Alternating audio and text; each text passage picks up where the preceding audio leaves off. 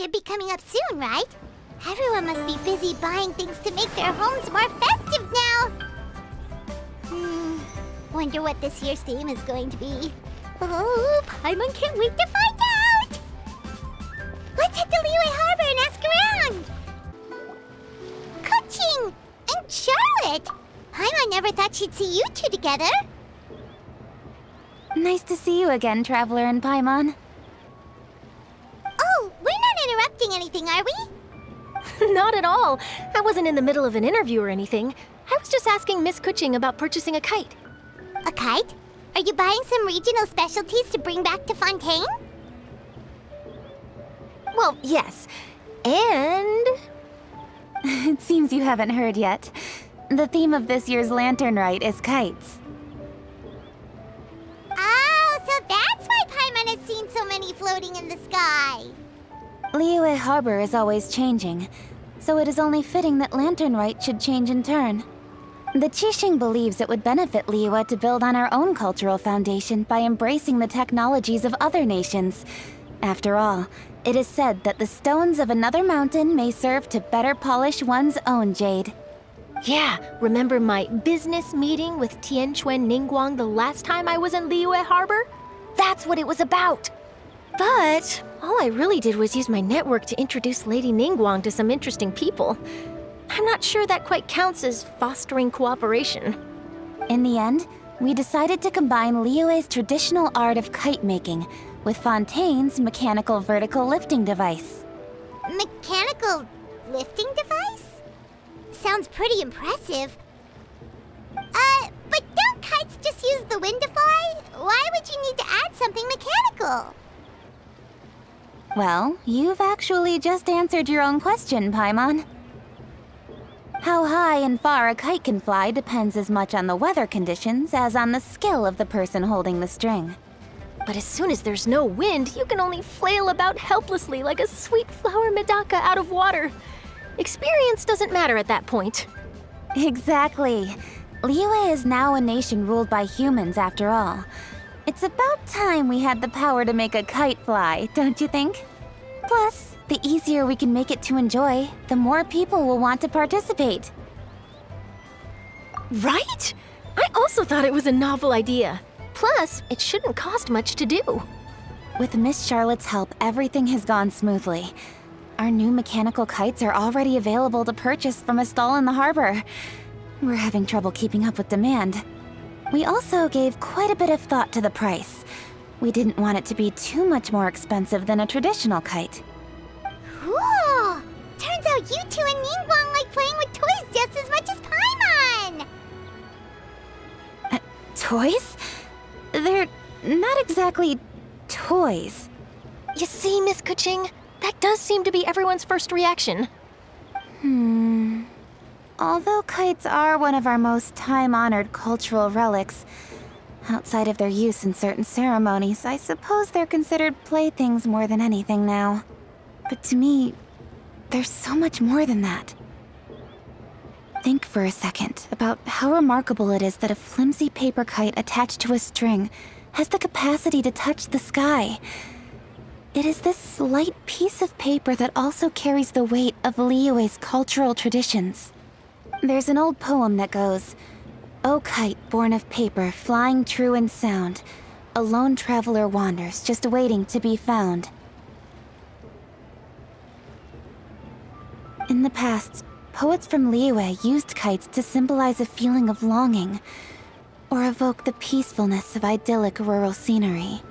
If the people of today can derive enjoyment from this activity, they will not only be more likely to better appreciate the tradition, but also to pass it down to the people of tomorrow. That's the Kuching we know, always thinking 5 steps ahead of anyone else. Well said, Miss Kuching. I've learned quite a bit myself. As long as you're willing to listen, I'm happy to share. I also know quite a lot about the various folk traditions related to kites. For example, whenever a kite blew away, people would say it was the Adepti that summoned the wind to take it away as an offering. That way, you can turn an unfortunate event into an auspicious one. What about something more fun? Do you know anything like that? More fun. Let me think. Oh, I suppose we should first talk about how kites are made. It's another one of our precious forms of traditional craftsmanship. My grandfather told me that, back when he was a boy, children learned the art of kite making step by step from their elders. First, you use the thin strips of bamboo to construct the frame. Then, you draw a design of your choice on a piece of paper, paste it onto the frame, and tie on the string. Then, you look towards the sky and release the kite to soar among the clouds. Some people write down certain names or desires on their kites, cut the string, and let them fly free. Others may place particular thoughts or meaning into the design itself. Are certain designs associated with certain meanings? I'm gonna jot all of this down. Well, for example, kites in the shape of a butterfly typically symbolize freedom, happiness, or the desire to break free. Fascinating. What else can you tell me? The scissor-tailed swallow is the most classic design. It symbolizes good fortune and joyful tidings. Different colors also have small variations in meaning. Are these commonly understood meanings and symbols in Liyue? Kind of like the language of flowers in Fontaine. I believe so. Most have probably heard something about it from their elders at some point. If you're interested, Miss Charlotte, I have several books on the topic that I could lend you. They could be a useful reference. That would be a huge help! Great! Looks like I've got the outline for quite the article on my hands. Perfect! We're gonna take a look around. Then I'll show Miss Charlotte to my home for a little while. I almost forgot. The Ministry of Civil Affairs is hosting a kite flying contest on the night of Lantern Rite. If you're interested, you're more than welcome to bring a kite and participate. The rules are simple. Whoever flies their kite the highest and furthest within the time limit will receive a special honor along with a secret prize. I've already prepared more than enough empty film for the event. I can see the spectacle already. Oh, Paimon was on board the moment you said secret prize. Then I'll look forward to seeing your performance. You bet! See you then!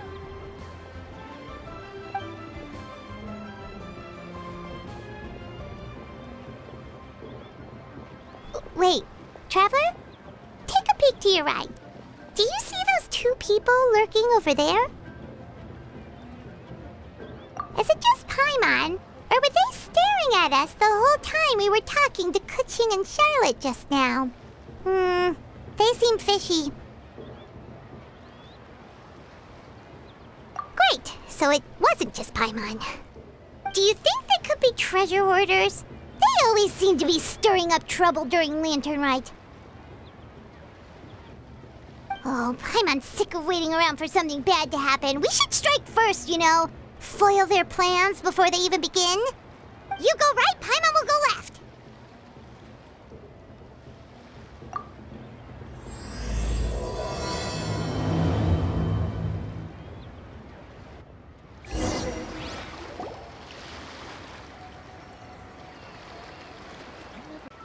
Oh.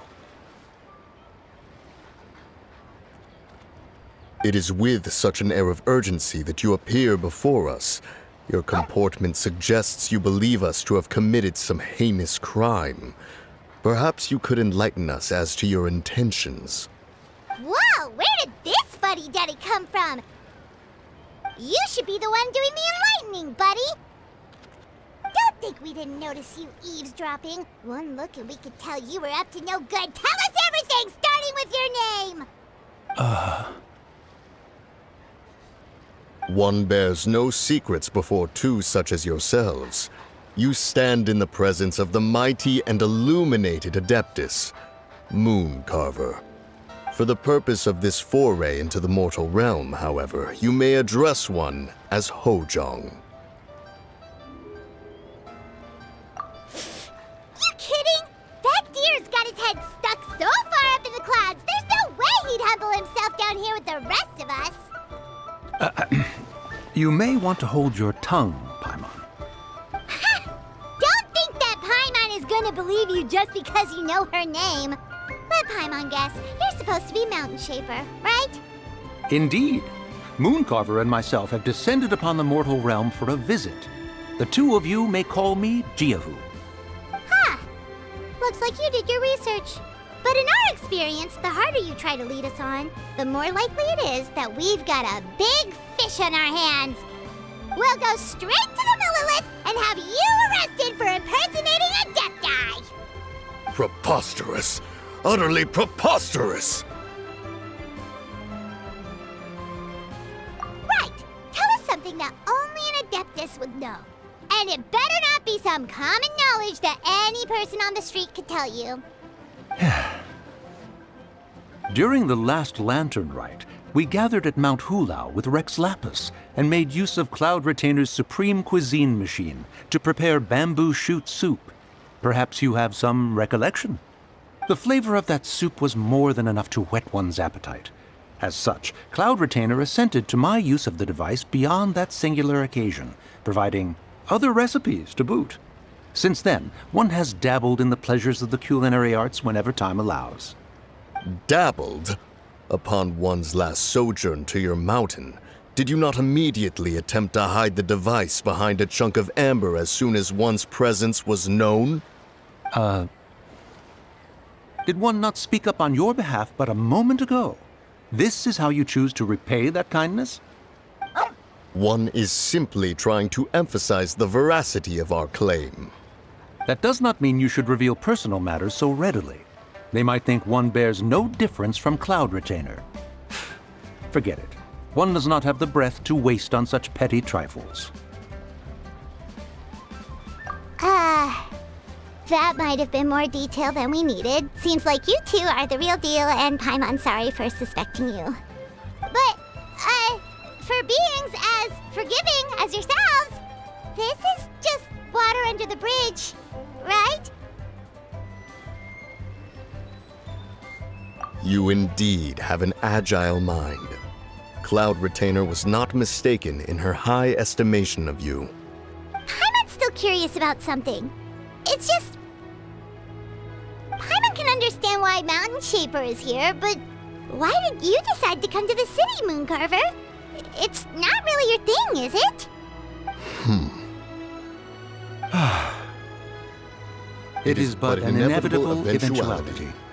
Long have the mountains remained strangely idle since Cloud Retainer's move to Liyue Harbor. With Lantern Rite near at hand, one would expect Cloud Retainer to provide us with an account of the festivities in advance. Yet to this day she has failed to appear. Cloud Retainer is hardly the forgetful sort. One must never rest idle in the face of that which demands action. And since our acquaintances dwell in Liyue Harbor, we had to travel here in human form to avail ourselves of their aid, Cloud Retainers in this case. But a moment ago, one heard you speak of a mechanical kite of sorts. It appears the essence of the situation has hitherto revealed itself. Now it is time for one to retire back to one's abode. So, you're not looking for Cloud Retainer anymore? Perhaps there are aspects of Cloud Retainer's temperament that remain opaque to young Paimon. Given one's understanding, one can only imagine the anger that now consumes her. Cloud Retainer is of a proud and arrogant disposition. She holds the belief that her skill in mechanics surpasses that of all others.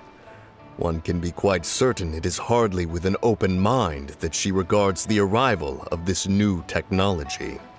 One surmises that she has shut herself away, refused all company, and buried herself in the study of her own creations.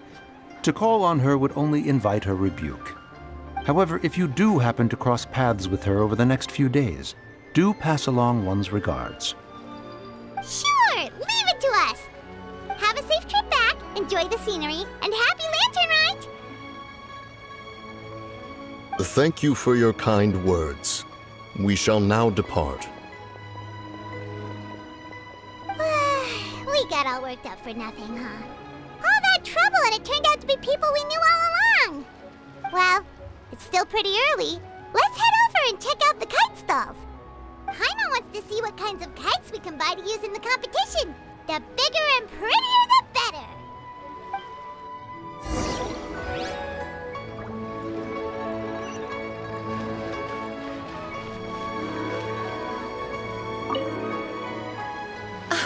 Welcome! Are the two of you looking to buy a kite? Would you like me to go over the different designs? Ooh! A scissor-tail swallow! And a butterfly! And... oh! This Jade Chamber design is our newest. It's been selling like crazy over the past 2 days. Does it also have a unique meaning? Of course. The Jade Chamber symbolizes wealth and abundance. The kite bearing its design is said to bring riches in the future to those who fly it. Oh, now that's Paimon's kind of kite! I apologize for the interruption, but are all your wares in order, Miss Genuine? Yes, they're just over there. The paper, bamboo, and dyes. All the necessary kite-making materials. Wonderful! I'll pack them up and get a guard to deliver the goods to Yilong Wharf for you. Yilong Wharf? Oh, wonder what that place is like during Lantern Rite. Paimon would love to go take a look. Well, if the two of you are interested in going to Yilong Wharf, then could I trouble you to find Gaming and deliver these goods together? Is Gaming the guard you just mentioned? Well, yes. The communications office handles shipments and transports around Liyue. He works for the Secure Transport Agency, one of our sub-organizations. The problem is, many of my colleagues have taken leave during Lantern Rite to spend time with their families. So, our available workforce has seen a dramatic decrease recently. If you were willing to help out, then I could get a head start on my next appointment. You do seem really pressed for time. Oh, wonderful! You will, of course, be compensated for your efforts. Now, at this time of day, Gaming should be somewhere in the vicinity. Just follow the main road until you see the head of a Wushu dance costume. Should be on your right. Be sure to come back if you'd like to buy a kite. I'll even give you a discount.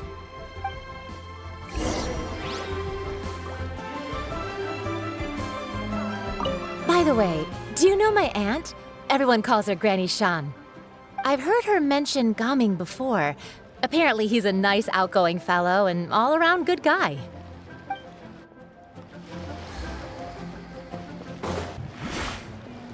Wait, I thought we had an agreement. Loser buys dim sum tomorrow? Look at you, scowl like that for much longer and your face might stay that way. Hey now, don't be upset. How about this? You extend the invitation, and I'll pay. No way, Gaming. You're always the one picking up the tab. I'm not trying to be a sore loser. I just didn't expect you to come from behind to win like that. That was nothing. All in a day's work, friend. Perfect, Gaming is here. Sorry to interrupt, Gaming. We just spoke to a guy from the communications office who needs you to deliver some goods to Yilong Wharf. Oh, that must have been Longzhou. Looks like I've got work. Gotta go. Sure, go do your thing. Let's have a rematch when you get back. I won't let you win so easily next time. Alrighty, you can hand the goods over to me. Must have been heavy hauling them all this way. Let me take them off your hands. It wasn't that bad. It's just some kite-making materials. Plus, we didn't have to walk very far. Kite-making materials. I see. I'm glad it wasn't too much trouble, Paimon. Still, I owe you one. Ah, and you must be the traveler.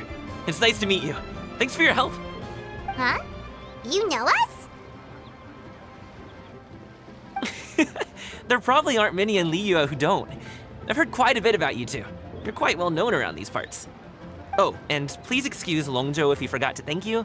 Take my thanks in his place. He's a good guy. He's just been super busy lately, running around from place to place. Don't be too hard on him, yeah? So, you here for Lantern Rite? Yep. It's always so lively this time of year. We were actually hoping we could tag along to Yilong Wharf and have a look around. Perfect! We'll go together then. I'm good with directions, so just follow me. Trust me, I know my way around. We can exchange stories, tell jokes, or just chat along the way. Oh, and there are a couple of good places to eat along our route. We can stop and grab a bite when it's time. The ingredients are fresh, the portions are generous, and the prices won't break the bank. You can order anything, and I promise, you won't be disappointed. Order anything? Hey, did you really have to call Paimon out like that in front of our new friend? Don't worry, I understand. I joke around like that with my friends, too. It just shows how close you are. Do you need to pack anything up before we hit the road? I can wait. Nope, our things are always packed and ready. We're pretty much travel experts at this point. Oh, that's right. Then let's get going. If we run into any trouble, you can count on me to protect you. I am a guard, after all. Ooh, the docks are just a bit further. One step at a time. Hang in there.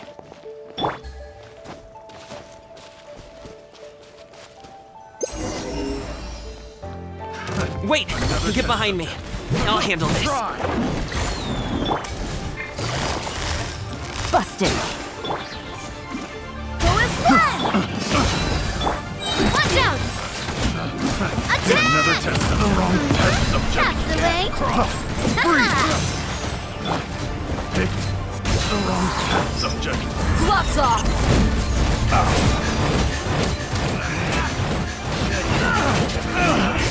Finally. Seems like we really can't go anywhere without running into treasure hoarders, can we? Yeah, it's not uncommon for deliveries to get intercepted. That's why this job needs guards like us. Paimon was impressed by your moves back there. You seem like a real pro at your job. Oh, that's not a skill I learned on the job. It's just a hobby. Have you ever heard of wushu dancing? Really? Wushu dancing is famous in Chunyu Vale. Performers might be invited to promote the opening of a business or to spread good fortune during a holiday season. But I must admit, it has nothing on the popularity of the Liyue Opera. I'm also well aware that people in Liyue Harbor aren't exactly jumping at the chance to watch wushu dancing, so it's not something I do full-time. Huh? You have 2 jobs? How do you have the energy to do all that? It's not that tiring. You just have to take a rest. Ah, Paimon gets it, so you must sleep a lot then. Not really. Just yesterday, I stayed up all night playing cards. Oh. Let's go. The docks are just up ahead.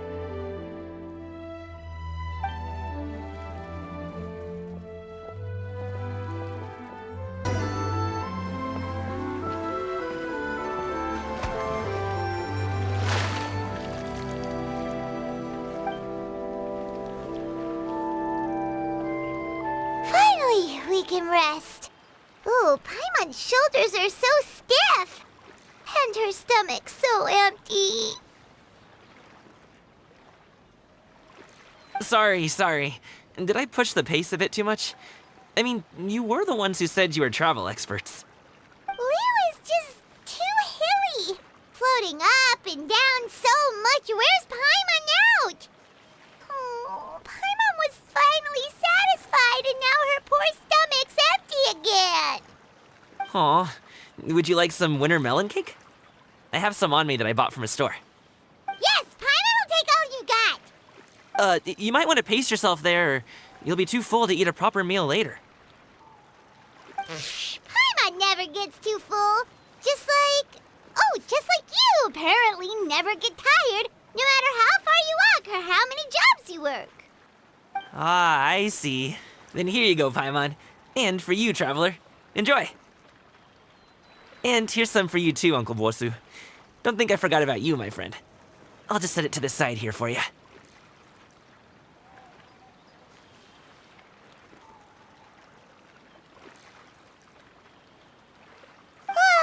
That hit the spot. Paimon thought she was going to starve to death for a minute there. That close of a call, huh? I've been eating wintermelon cake ever since I was a kid. You can buy them from all sorts of places, whether it's a small vendor on the side of the road or a big restaurant in the city. But each place produces cakes with a slightly different flavor. If you like these ones, I can give you the address of the shop I bought them from. I'll just have to check when we get back. Oh, all my jabbering must be making it difficult for you to enjoy the scenery in peace, huh? Don't be afraid to tell me to zip it for a little while, okay? Really, I won't be offended. It's okay. Paimon is kind of enjoying listening to your chitter-chatter. Aw, a fed Paimon is a happy Paimon, huh? Hey, Paimon can be in a good mood anytime she wants. Need some fresh bamboo for this.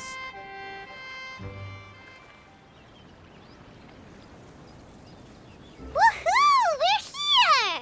Don't forget your things, and watch your step as you get off the raft, or you're in for a swim. Thanks for the ride, Uncle Bosu. You take care of yourself now. I'll see you some other time. Okay, follow me. This way is fastest. We'll have to take the elevator up to the secure transport agency.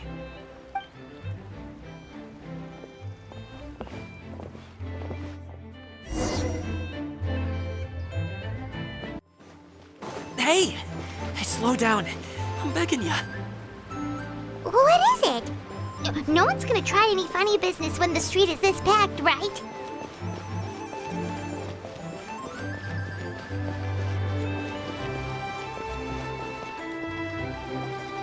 Oh, well... how should I put it? Come on, spit it out! Do you see that group of people over there? Those are my relatives. Wow, you sure have a big family. Once they start buying things, they won't stop perusing till it gets dark. This is bad. They're your family, not your arch enemies. What's there to be afraid of? Unless... Oh, did you do something horrible to them? No, it's not that. I'm just not that good at dealing with my family. It would be best if we could steer clear of them. I'll explain more when we have the chance, but right now, we've got a job to do.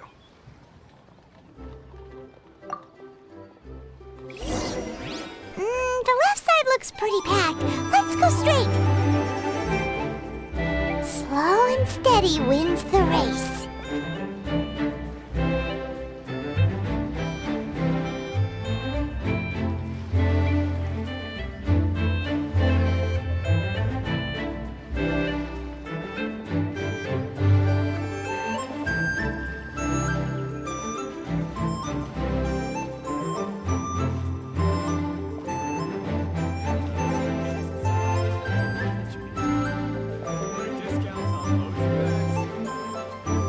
Let's wait here for a second.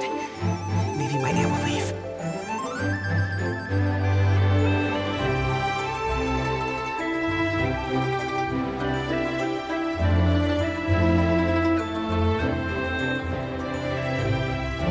She's gone. Let's go.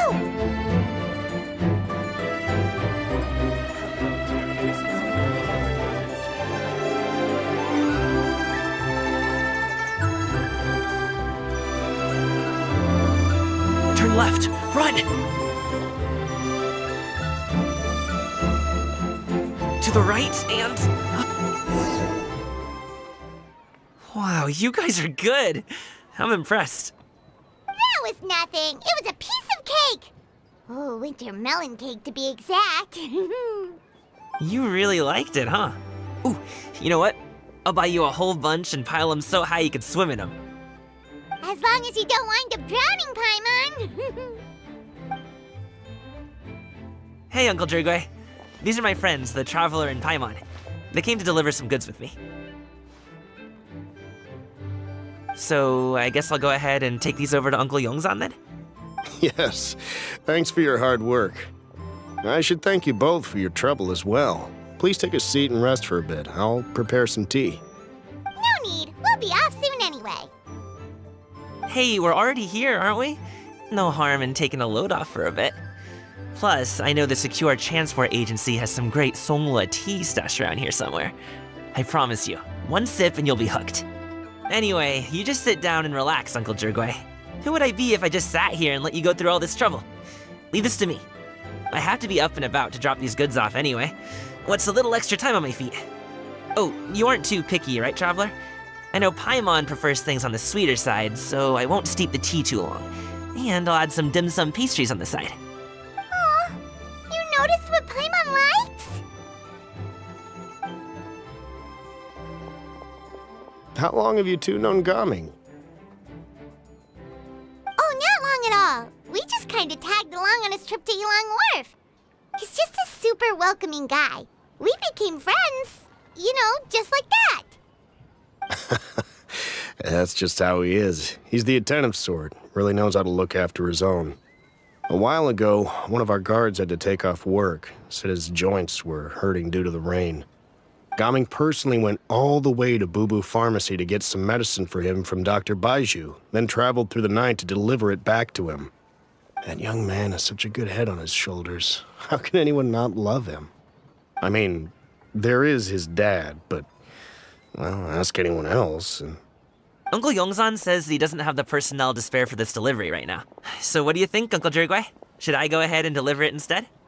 It feels like we've troubled you enough already. It's kite-making materials, though. Could be for a kid. I'm sure the sender wants it delivered before Lantern Rite. Oh, by the way, here, have some tea. All right, then. Deliver it if you want to. Ooh, are you free in 2 days? How about we grab some dim sum from Shinya Kiosk? My treat, and don't even think about trying to pay. Whoa, that's way too generous of you. Don't mention it. Just think of this as a thank you for all your help. Besides, the thing between me and my family, it's a long story. It might take some time to tell. Sounds good. Paimon never says no to free food. All right, then I'm off. See you in 2 days. Oh, and Paimon, make sure not to eat too much before then. Don't say I didn't warn you. Is he underestimating Paimon? Ha! She's just gonna have to show him how much she can really eat. Anyway, is Gaming's family situation really that complicated? He has such a happy-go-lucky personality. Plus, he's an enthusiastic and diligent worker. It's hard to imagine a guy like that being troubled by much. How should I put it?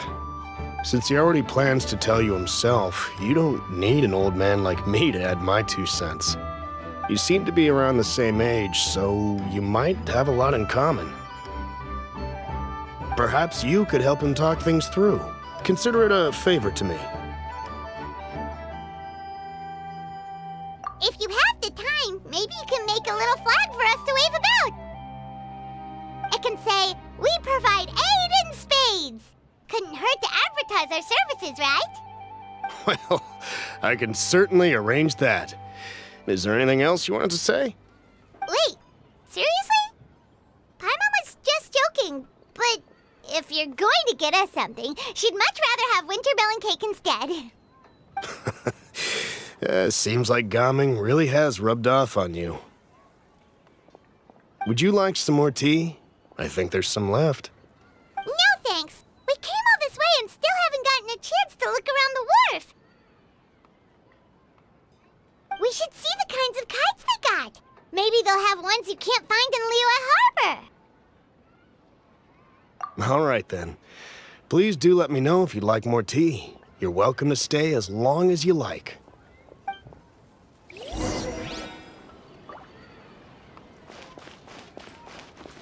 Gaming is a good kid. I just wish he could reconcile with his family.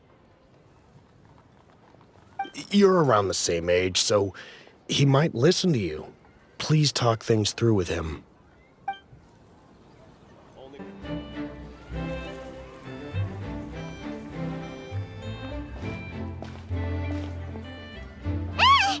What are you doing here? The way you speak, one might have presumed you were displeased to be in one's presence. Take note, Paimon. You could learn a thing or two about how to respect your elders. Ugh, starting on the elder stuff already, huh? Shouldn't you be back in your cave tinkering away at some kite-related thingamabob or something? What brings you out here? And what's with that huge box next to you? Ah! Paimon gets it. You're here to do some shopping, aren't you? And what of it? The Qixing's decision to integrate Fontanian technology into said kite-flying competition is of no consequence to oneself.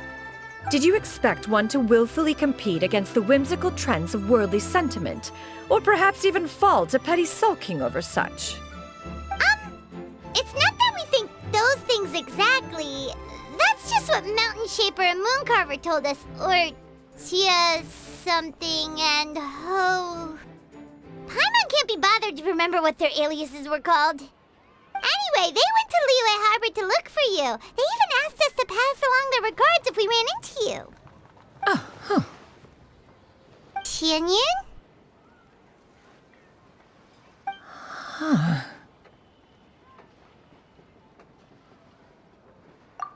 It appears time has quite flown since one's arrival in Liyue Harbor.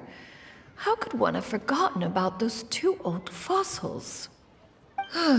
One shall have to bring them back some divine herbs to atone for this slight. Nay, given that one has ventured all this way to Yilong Wharf, tea would be more advisable. A great thought has illuminated one's mind once again. One is reminded that certain purchases have yet to be made.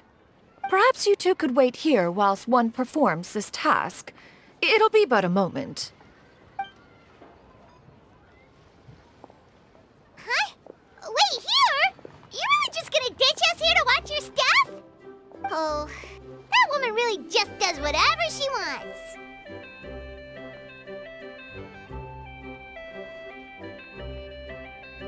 Hey, not you too, Traveler! Oh, all this Paimon ditching is super not appreciated.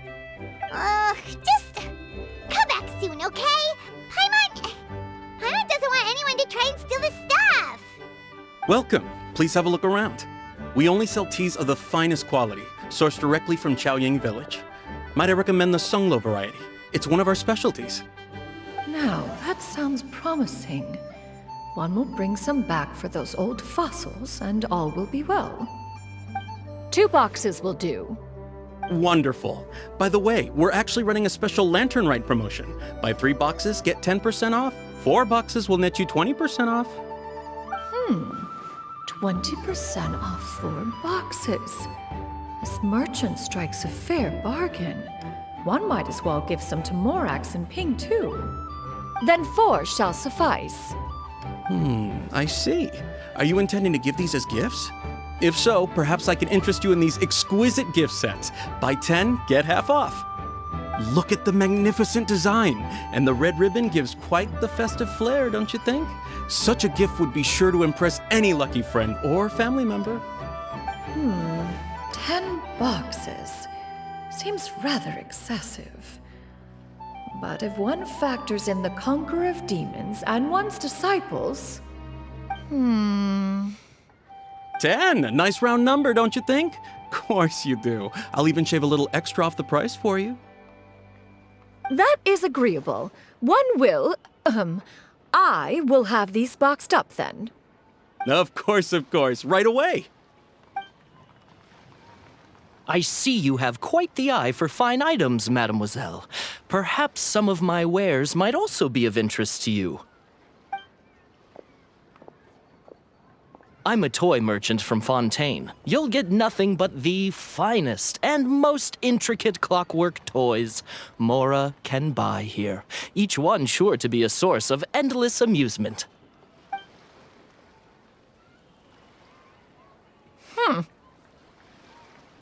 Perhaps you could enlighten me then. When should said amusement be derived? Well, that is, of course, best understood by playing with them yourself. If you could wait just a moment, I can bring one out and give you a demonstration.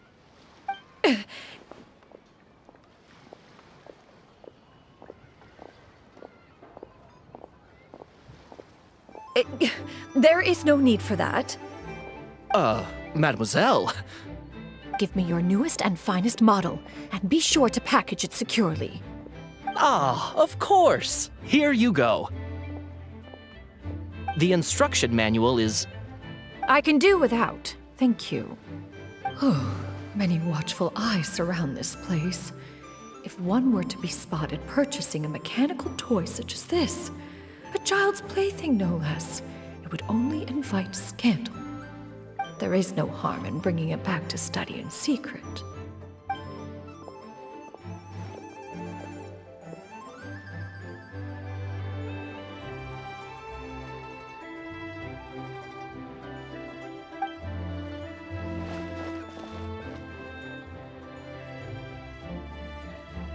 Oh, Xianyun, did your shopping go smoothly?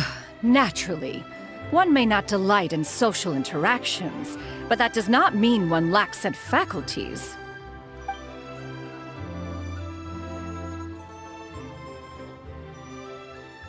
And you two? Are you not here to purchase things? We just haven't had time yet. It doesn't look like there are any kite stalls around Elong Wharf, but it does look like there are lots of goods from Fontaine. You are also planning to participate in the kite flying competition, then?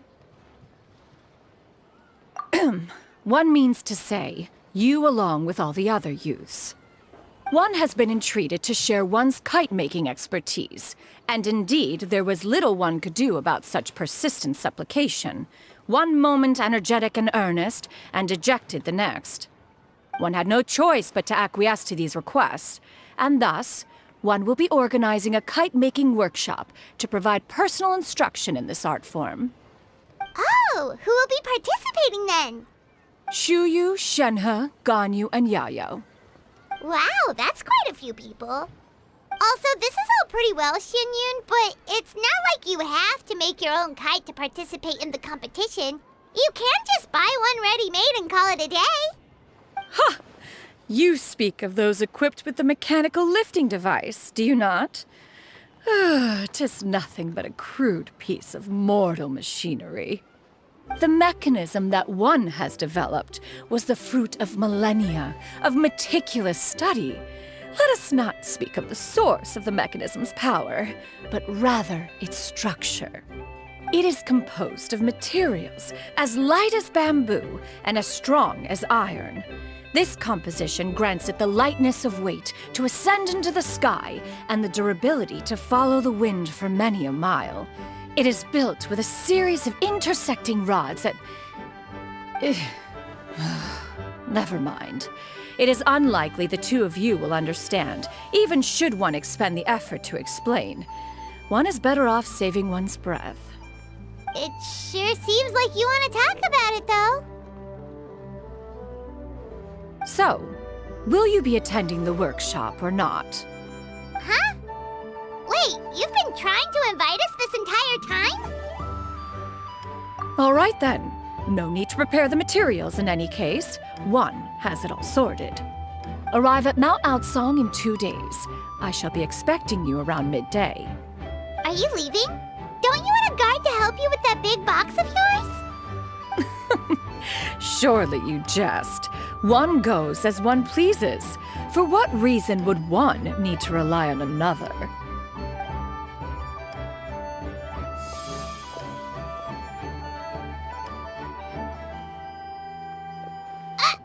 It can float?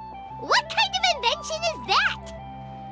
One calls it the floating toting device. Huh. She seems pretty proud of that one. Look at her walk down the street. She seems so confident, but everyone around her is looking at her all funny. Paimon wonders... never mind. But anyway, that box of hers seems to be full of those mechanical lifty thingamabobs. Not that Paimon was peeking or anything. She just, got a bit unsteady for a second and accidentally brushed the embroidery on top. And wouldn't you know it, all the stuff inside almost came bursting out. Paimon even went out of her way to keep it all together. All Paimon say is that Shenyun sure does try hard to save face. What did she call it again? A crude piece of mortal machinery? Paimon bets she just can't wait to take it apart and see how it's made. Totally. We should probably act like we didn't see anything, though. You know, in consideration of her feelings and all. After all, that is the propriety with which one should comport oneself. When it comes to an elder, right?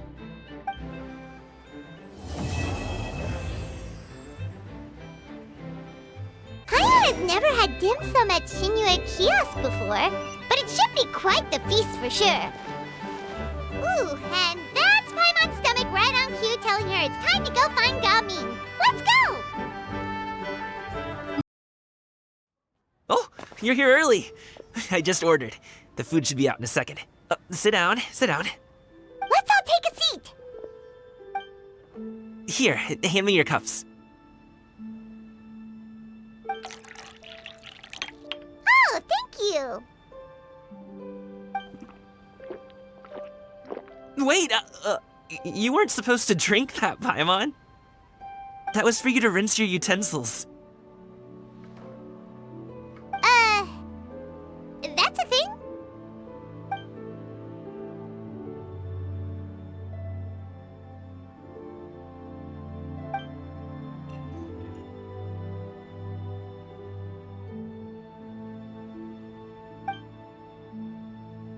Wow, so much delicious food!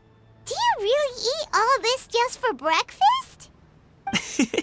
That's just how we do it where I'm from. Most of the time, though, I don't eat lunch after dim sum. Oh, that's good to hear. Paimon doesn't need to worry about holding back then. Eat, eat. If it's not enough, we can always order more. Oh, and there's tong soy coming as well.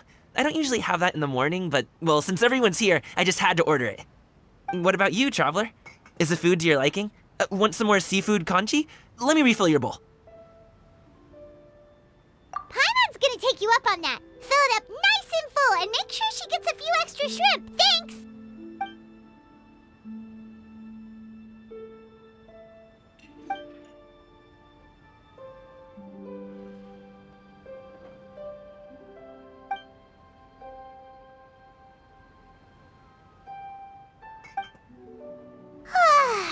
So full. That meal was so satisfying, it even gave Paimon some extra brain juice. Oh, listen. Paimon's figured it out. Let's think about this for a second, Gaming. You invited us to this awesome restaurant and ordered a whole table full of expensive dim sum just for the three of us. Well, you must be hiding the fact that you're some young master from a rich family. That would explain why you try to keep your friends and family away from each other. Are you confusing me with Xingqiu? Huh? You know Xingqiu? You sure know a lot of people. Well, when you're on the road as much as I am, you hear all sorts of rumors. Sometimes they're true, sometimes they're not. What it comes down to is being able to tell the difference. More often than not, that means knocking on some doors to find out for yourself. Oh, you truly are a man of many talents, young Master Gaming. Okay, enough with the teasing. Sorry to burst your bubble, Paimon, but you're wrong about my family situation. What? Oh, Paimon thought she was onto something there. My dad is just an ordinary tea merchant. Small-scale stuff, you know?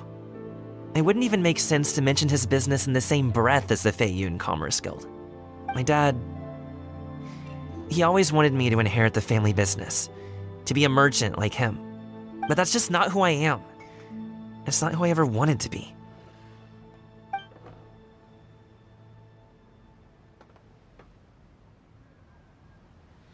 Have you ever talked to him about it?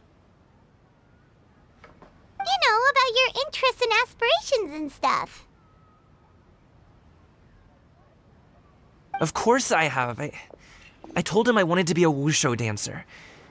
That I wanted all of Tevat to see what I could do. According to my dad, though, that wasn't a real job. Just a child's pipe dream. Oh, that's adorable! I'm sure he thought I would come around eventually, but wushu dancing has always been the only thing I wanted to do. One day, he tried to get me to visit some other tea merchants to start building the right relationships, but I refused to go. We got into a huge fight. We were this close to throwing hands. In the end, I was so angry that I ran away from home. I haven't been back since. Don't get on my case just yet, okay? It's not like I think I'm completely without fault. No, I know that it wasn't the right way to go about things. But my dad's stubborn. No matter how hard I tried to convince him, it just went in one ear and out the other. There was no changing his mind. I knew talking would only get me so far, but if I made it big in Liyue Harbor, the results could speak for themselves. Coming. But I'm sure you both already know how that's going. Wushu dancing's just not that big in Liyue Harbor. In the past, I would go door to door from store to store, asking if they would be interested in hiring a performer. Most times, I wound up eating nothing but humble pie. And you can't just rely on dreams to put food on the table, right? So I found a job as a guard to make some money. And now I have enough to get by and then some. Still, change takes time. Gotta take it slow, you know? Paimon understands. Okay, enough of all that serious talk. Our tea's getting cold. Ooh, let's do something fun this afternoon. What do you say, huh? I'll organize. Actually, we kinda already have plans this afternoon. We told Xianyun that we would go to her kite-making workshop. Oh? Are you interested in kite-making, Gaming? Oh, no. It's just that I happen to know Auntie Xianyun.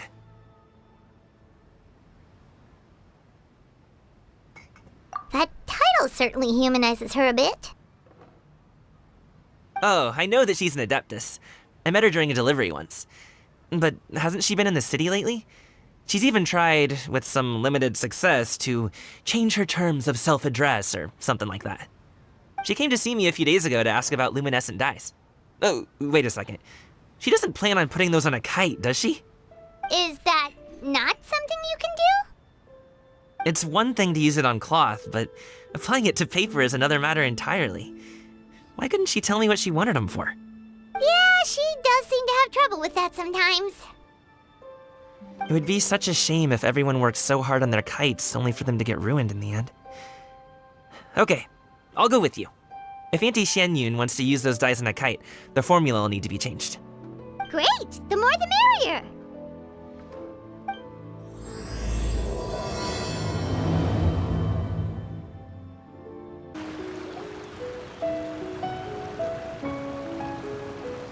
Ganyu!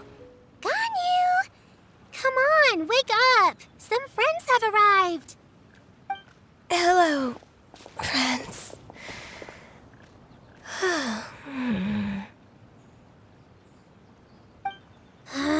Ganyu! Oh, I have some mint oil. Perhaps we should try that. A guest at Wanmin Restaurant recommended it to me. I've tried it. Its stimulative effects are much stronger than what can be achieved from chewing on mint leaves alone.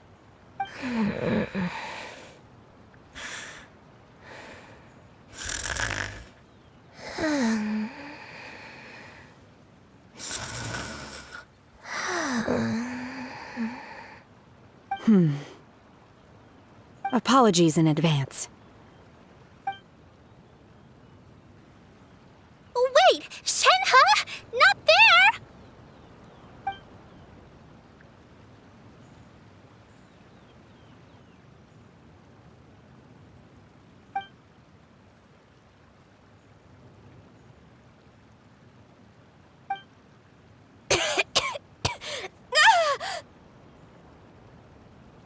See? It worked. She's awake. Are you okay, Ganyu? Do you need some water? Or maybe something to eat? I'm fine. I just feel chilly all over. Huh. Was it that effective? Chilly, huh? Master always says a cool head leads to a calm heart. So, does this mean that heat's what we need to help you, Ganyu? Paimon doesn't think that's what the expression means exactly. I feel a bit better now. Was I asleep? Must have been around the time I usually take my midday nap. Did you not sleep last night? That does seem to happen to you often. Perhaps you should come work at Wanmin Restaurant with me. We get off at 10 on the dot every night without fail. I could never. I'm sorry. I seem to have missed your name. You are... Me? My name is Gaming. I work as a guard for the Secure Transport Agency. Gaming. The name sounds familiar. I believe I've heard your name mentioned around the Ministry of Civil Affairs. People tell me you're an extremely enthusiastic worker, and you are very generous with your help. Well, you know me. Or, I guess you don't. My name is Ganyu. This is Shenhe, and this is Yao Yao. It's an honor to finally meet you all. Oh, you must be here for Auntie Xianyun's kite-making workshop, right? Yes. I have neither made nor flown a kite before. As long as Master is willing to teach, I am willing to learn. Me too! I want to participate in the kite flying competition with my best friend! Plus, it's more meaningful if you make the kite yourself, right? Your best friend didn't come with you? Well, Chi-Chi's been super busy helping Dr. Baiju lately. I'll meet up with her later and give her a huge surprise. Oh, I also brought bandages and ointment with me today. It's easy to cut yourself when working with bamboo, so I thought I should come prepared. Wow, you're really thoughtful. As for myself, I'm afraid I lack some of my companion's enthusiasm. I was originally planning to buy a ready-made kite and just enjoy the festive city atmosphere with everyone. But Cloud Retainer is always going out of her way to look after her juniors, wanting us to have the best there is. She always puts us before herself. It was so thoughtful of her to arrange this workshop, so I simply couldn't let such consideration go to waste. My motivation for being here might be a little different, yes, but I'm ready to put in just as much effort as everyone else. Well, we're all here, but where the heck is Xianyun? Shouldn't she be here by now? Who is it that speaks of oneself in such an ill-tempered tone? Oh, come on! You clearly heard Paimon! Master stopped to buy grilled tigerfish to share with everyone. Come get it while it's still warm. Oh, Paimon, sorry, Miss Illuminated Bird! Paimon always knew you were the smartest, coolest, and prettiest Adeptus. Someone as wonderful as you is sure to have brought enough for Paimon as well, right?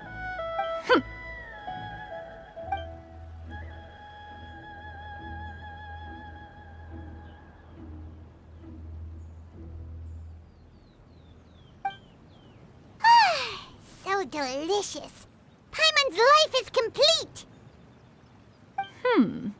It appears that we've ended up with quite a few participants indeed. Go ahead and divide yourselves into small groups. The materials are over here. The regular dyes and luminescent ones have been clearly marked. Use them as you see fit. As for how to make the kite, one assumes you all made sure to listen to the instructions one provided while we were eating. Yes? Are there any questions? Paimon may have focused a little too hard on the eating and less on the listening. Paimon knew she could count on you, Traveler. One will wait under this tree and avail oneself of the cool air while one digests. Do not hesitate to seek one's company if you have any trouble, questions, or simply want to chat. We're not in any hurry to get started. Why don't we go see what the others are up to? Auntie Cloud Retainer, look! Am I doing it right? Very good. Your frame is nice and sturdy. This design, is it a finch? Yep. One is looking forward to seeing your finished product. What color are you going to make it, Yao Yao? I haven't decided yet. If I make it blue, it'll be more like my friend. But if I make it gold, it'll be more like me. If you are asking for one's own opinion, one would advise choosing gold. When giving a gift, the key consideration is the recipient's feelings, is it not? One imagines your friend would much prefer a kite that reminds them of you. Oh, hey, I never told you the kite was for Chi-Chi. How did you know? With age comes wisdom, child. One simply has a way of knowing things. Oh, cool. Thanks, Auntie Cloud Retainer. I'm gonna start painting it gold right now. Good. One will watch. You two seem strangely unoccupied. One was under the impression that one was supposed to be doing the relaxing. Is your kite finished? We actually haven't started yet, but we're going to start, right now.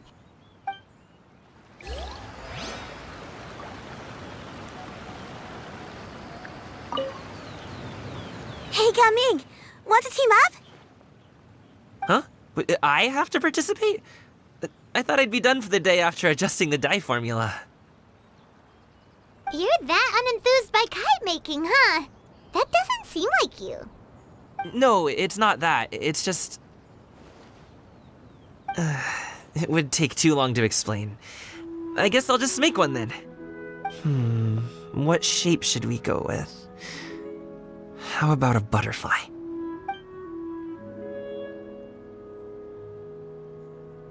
What do you think, Shuyu? Is there a particular design you want? I want a swanee! That might be a little hard to pull off. True, but I still want to try. They're super cute. Okay, it's decided then.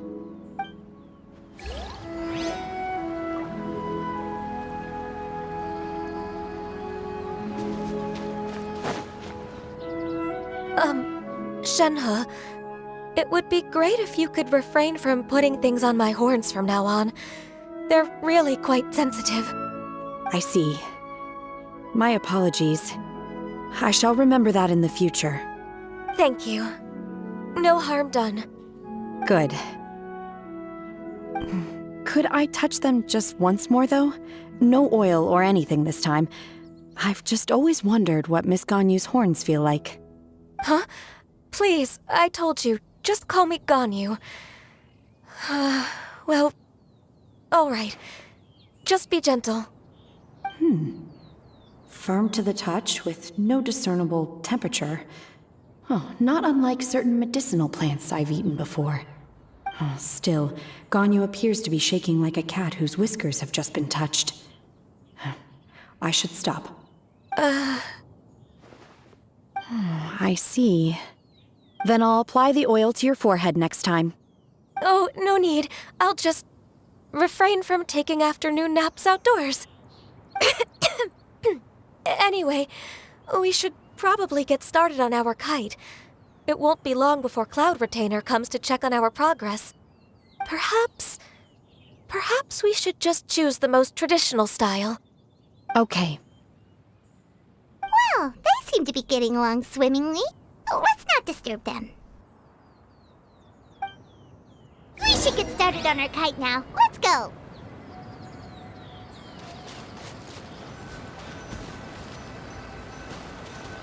The scissor-tailed swallow sure takes a lot of curved bamboo rods to build. Ugh. It broke.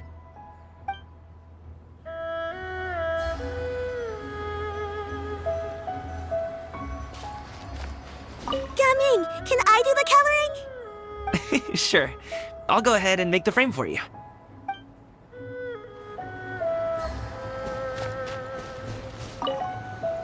Once I get better at making kites, I'm going to make one shaped like Uruguay.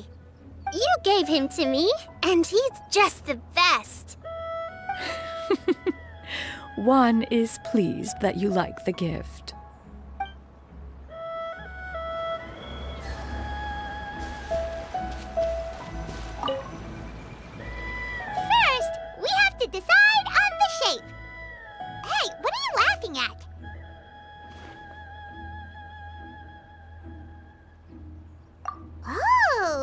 That's not a completely crazy idea.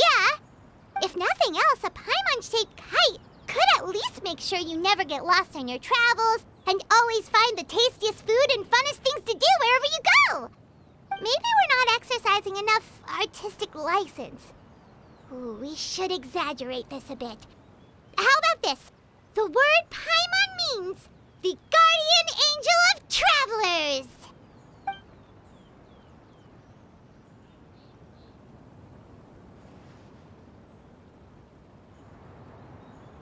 Now, what expression should we give her, since the kite is going to be flying super high in the sky?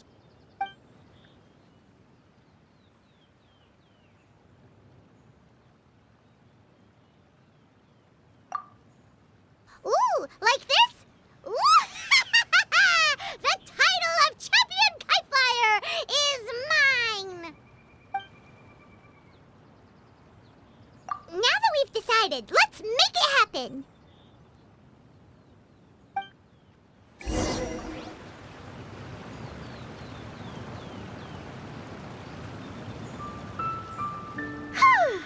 It's done! Paimon has to say, Kai Paimon might even rival real Paimon in terms of cuteness. Now we just have to attach the string, right?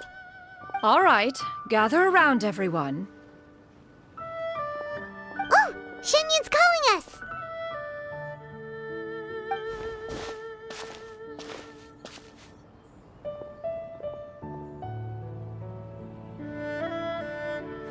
Let one take a look.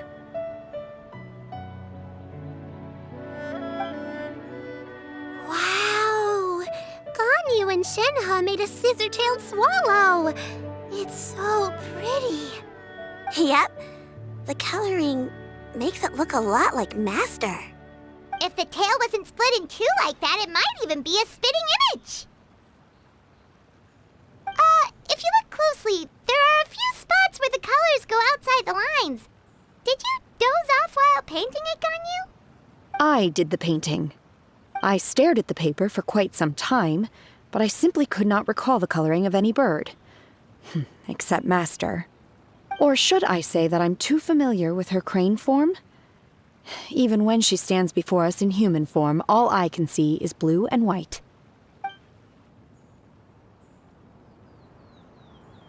Oh, well, now that you mention it, Paimon can see it too! Exactly. So I simply closed my eyes and painted from memory. No way. You can paint with your eyes closed?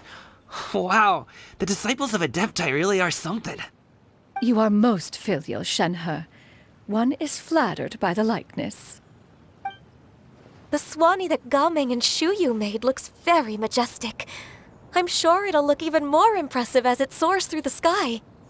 The eyes and ears glow in the dark, so you're sure to see it at night. Your golden finch is cute too, Yao Yao. It's all thanks to Auntie Cloud Retainer's guidance. What about your kite, Traveler? Ta-da! Here it is! Its self-important countenance bears a striking resemblance to that of its namesake. It makes her look like she's already won the competition. Well, that's gonna happen one way or another.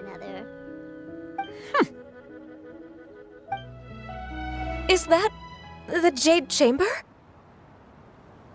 Oh?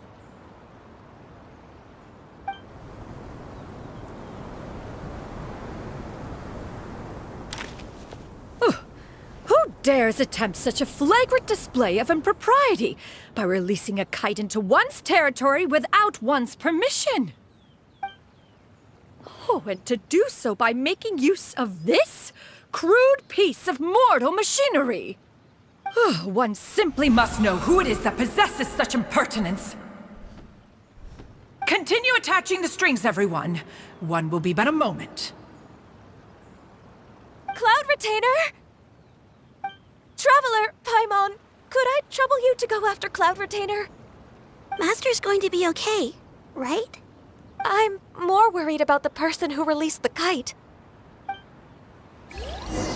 There's wind up ahead! Looks like can glide over. It's right there!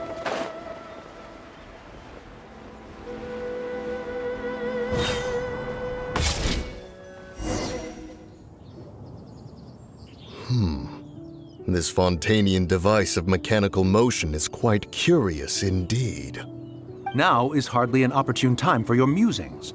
Someone among us was not sufficiently attentive, and now the kite has vanished. Calm yourself. Do you have any recollection of its last location? One believes it drifted in the direction of Mount Outsong. Perhaps it is mere happenstance, but one feels a certain sense of dread at the thought. Your concern is misplaced, surely. Cloud Retainer is either in the city looking after her disciples, or secluded in her abode attending to her research. She will not notice that kite. On the subject of said kite, however, one simply must remark on the genius of its windless lift technology. One cannot help but surmise that its ingenuity rivals that of Cloud Retainer's creations. Still thy tongue. If Cloud Retainer were to hear you profess such a thing, we can both say farewell to any further use of the Supreme Cuisine Machine. One presumes that this kite belongs to you. Huh? Regard the situation with which we are now confronted. This is all your fault. One's fault? One seems to recall that releasing the kite was no solitary endeavor. Say something, Mountain Shaper. Surely you can think of something to appease her. Further explanation shall only fan the flames of her wrath. It would be better to stay silent and retire at the earliest opportunity. We can hardly avoid her forever. That may suffice during Lantern Rite. But what about the Moon Chase Festival? Sooner or later, she will discover our true identity. Hello? Go retrieve the kite. Absolutely not. You retrieve it. That is not our kite. Oh, so an adeptus such as oneself is mistaken then? Ah, you're an adeptus? Please forgive us for any impropriety. I truly possess no inkling of who could have released a kite into your esteemed domain. Pray, who could be responsible for such wanton behavior? Verily, verily, we were but delighting in the surrounding scenery. This locale is home to such exquisite... mint! Well, and if that's all, then we'll just be on our way. We finally caught up. You sure do fly fast in your illuminated bird form, Shinyan. Mooncarver? Mountain Shaper? What are you doing here? You!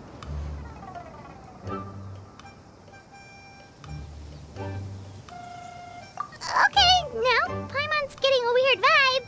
Did she say something wrong? It is of no consequence. Long has one seen through their disguises. One was simply curious as to how long they would keep up the act. Then you are not angry? How could one feel anger at the sight of two old friends enjoying themselves? One is also well aware of how enticing these city novelties can be. We were simply consumed by a fit of festive spirit. Seldom do we get the opportunity to partake in the delights of the times. However, we are far from being as adept as you in matters that require a deftness of hand. No worthy kite could be born of our own making. Thus, we could only take the convenient route, so to speak. Your prowess in mechanics is unparalleled, Cloud Retainer. You wield the wind and waves themselves. Your singular talent stands unmatched across the land. Of this, we are well aware. One has guests to attend to. We will have to convene again some other time. Traveler, Paimon, do try to keep up. We're leaving already? Oh, all this flying from place to place is wearing Paimon out.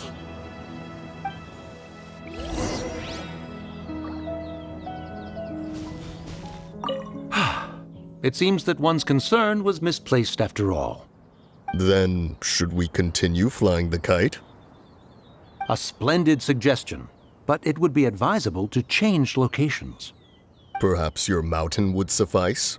It is more than spacious enough. A fine idea. A fine idea indeed.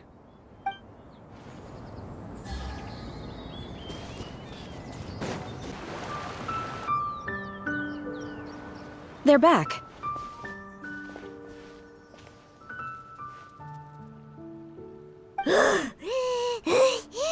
Paimon's pooped.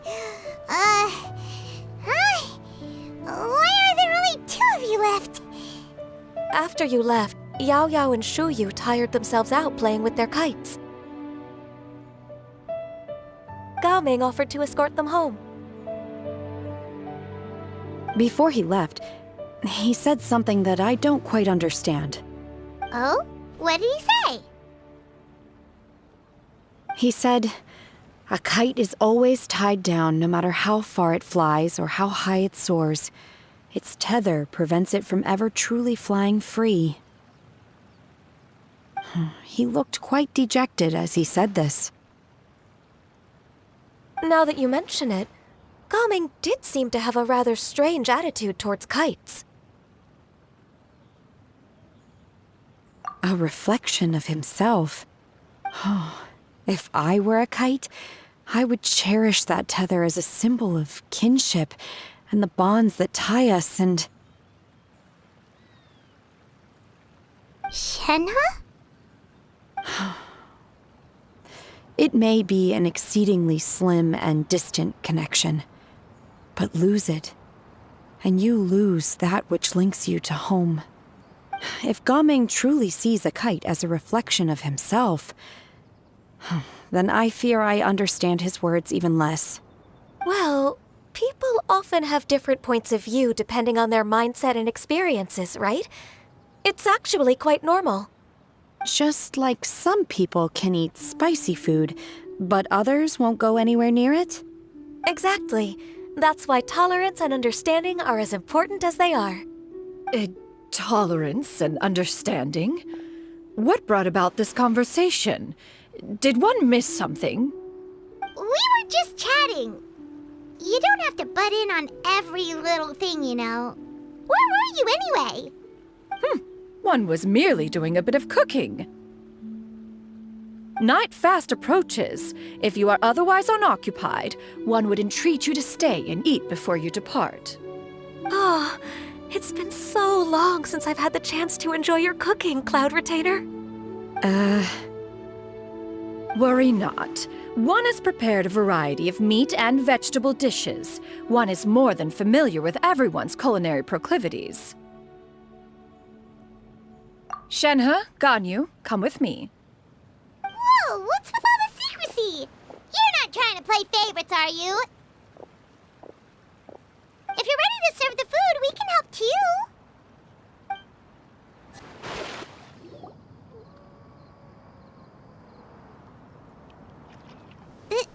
This is...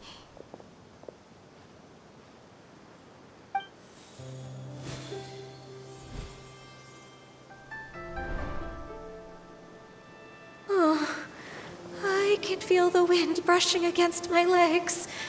This is a bit embarrassing.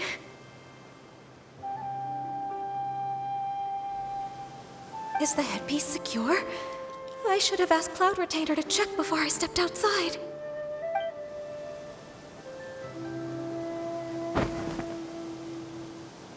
How do we look? Huh? She asked them just like that? You look pretty too, Ganyu! Oh, how should Paimon put it? You both look so elegant and refined! Those outfits really suit you both! Given that one employed the services of the best tailor in all of Liyue, one would expect nothing less. What colors have you been partial to lately, Shenhe and Ganyu? Lately?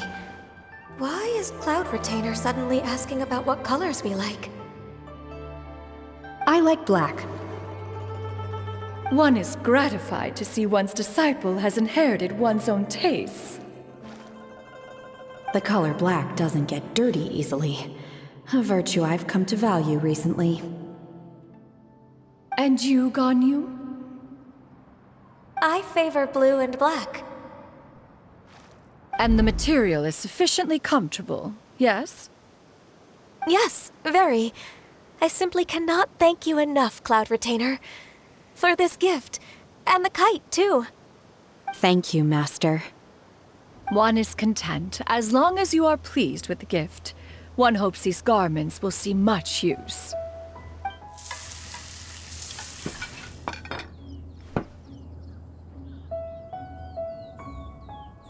Seems like your supreme cuisine machine is just getting better and better, Xianyun! This golden crab's particularly good. The shell's deliciously crunchy, and the meat inside is so succulent and sweet! Paimon can't stop eating. It's a good thing Gaming isn't here, or Paimon would have to duel him for the food. You know, with chopsticks. He traveled all this way on account of the kite-making workshop, and he spent the whole afternoon looking after Shuyu. One was hoping to treat him to a meal. Oh well. One will just have to extend one's thanks in person. It's rare for someone to make such a good impression on you, Cloud Retainer. One has high standards. He appears to be a young man of much merit, and one is not the type who would see such potential squandered. It appears that he wishes to break free from the kite string that tethers him. Kite string? Huh, what strange metaphors you speak in, Shenhe.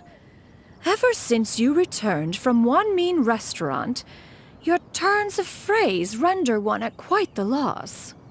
Where do we even begin?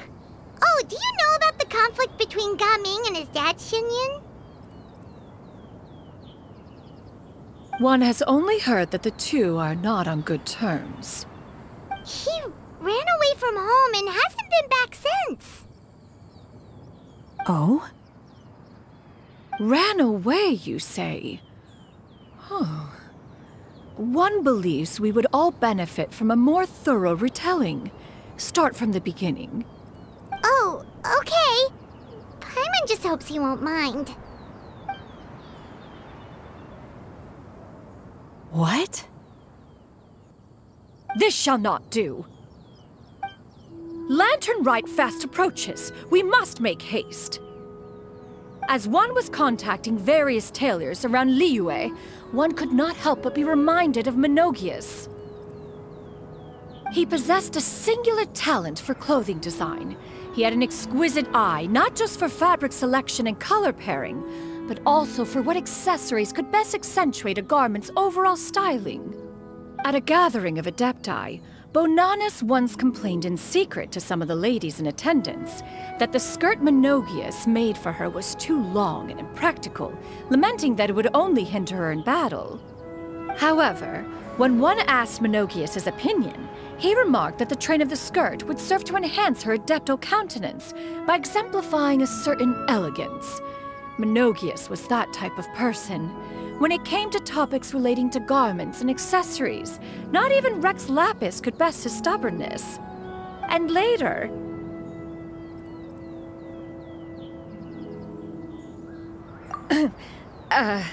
one seems to have strayed off topic. One means to say that Lantern Rite should be a day of reunion. It is a time to address problems before they turn into regrets. Fate is fickle. The cruel reality of this world is that suffering and misfortune can befall any of us without design or reason. If there is a chance for young people to remain insulated from this reality, one should do one's utmost to make it so. That's nice and all, but... Do you have any ideas, Cloud Retainer? Perhaps adeptal arts could be of use. No. Mechanics, perhaps. One fails to see its use in a situation such as this. Is there anything I can do to help?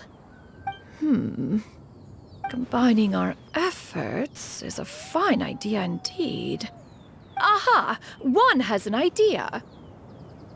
How about this? Does that make sense to everyone?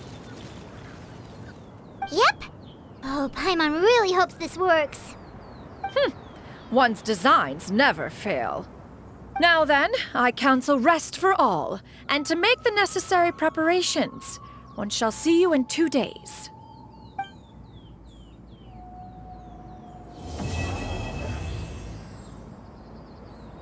It's time to carry out the plan! Let's go find Gaming! Hope everything goes well.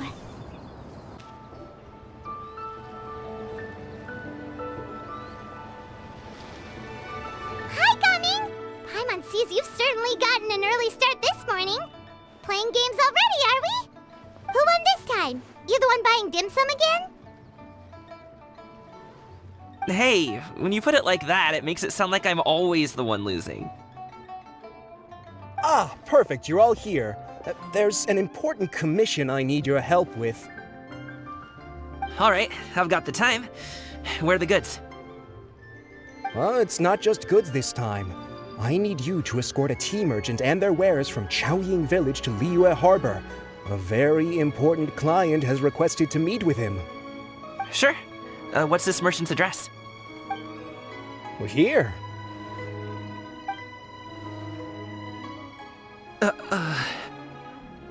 If the client's that important, then this must be a very crucial, very pressing commission, right?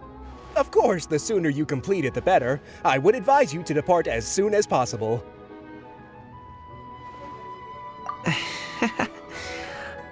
All right, don't work too hard now, Longjo. We'll set off then.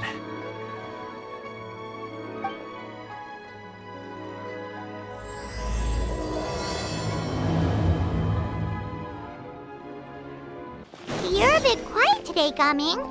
Oh, do you want Paimon to tell a story? We're almost there. I'll take a rain check on that.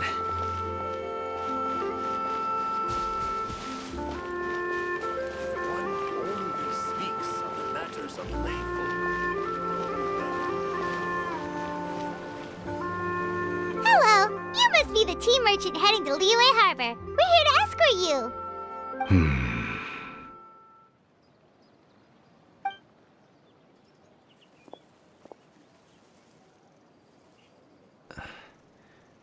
Dad? Oh, so you're Gaming's father. It's nice to meet you. Just leave this delivery to him. Trust Paimon, he's got this in the bag. Gaming is super good at what he does. Everyone at the Secure Transport Agency says as much. Even the Ministry of Civil Affairs has nothing but good things to say about him. Seems like you've made some sort of name for yourself at least. The goods are all in order?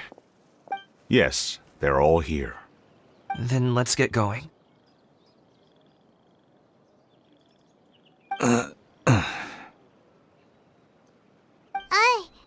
A very important client has asked for you by name. You kinda have to come with us. Paimon doesn't know how we would explain ourselves if you just didn't show up. Plus, you'd be missing out on a huge money-making opportunity. I see. I suppose I will have to trouble you all to escort me, then. Let's go. We've been walking for so long. Is anyone tired? How about we stop and rest for a bit? I'm fine. Gaming, don't you usually have some delicious snacks on you? Come on, bring them out so we can share them. I'm fine. Thank you. But the winter melon cake he gave us last time was so delicious. Have you ever tried it before, Mr. Ip? Paimon.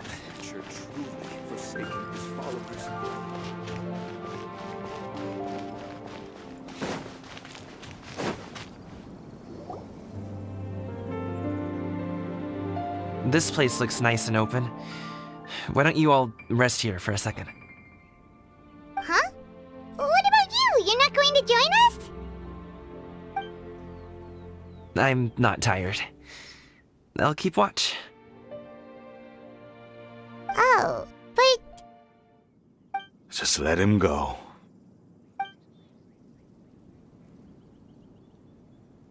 Okay, we'll just share amongst ourselves then. Did you know, Uncle Ip, that the flavor of these cakes changes depending on... Halt! Who goes there? It appears that one's movements were overly conspicuous. Enough of your musings. Focus. Focus on the matter at hand. Present your exquisite ornaments at once. Indeed. Bring them forth readily and without protest. Ah! What do we do? It seems as if these two are acting alone. It won't be difficult to subdue them, but they might have something else waiting in store for Dad. The best way to keep him safe is... Leave this to me. I'll handle them. Traveler, Paimon, take my dad and the goods away from here. No, Gaming. It's too dangerous. This is what I do.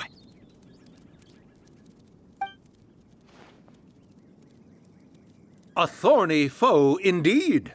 Let us depart and seek a target softer in blows and disposition.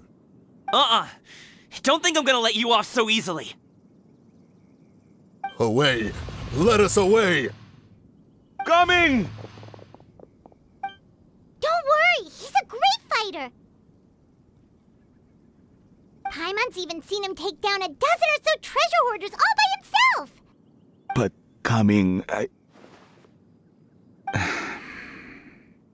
If he had just stayed by my side and learned the family trade, he wouldn't have to put himself in such dangerous situations. We just have to trust him. Let's go on ahead. We'd best get away from here, in case there are other bandits in the area waiting in ambush. All is going to plan.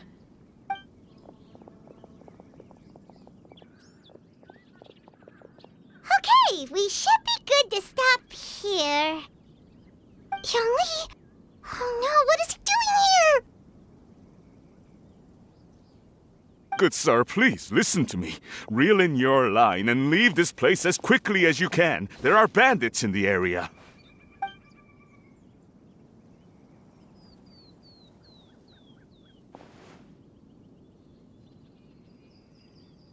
Bandits?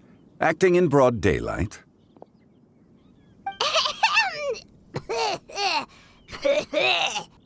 Oh.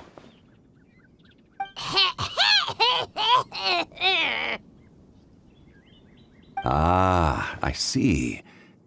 It appears many people are catching a chill as of late. If your throat is bothering you, Paimon, perhaps some tea and rest are in order.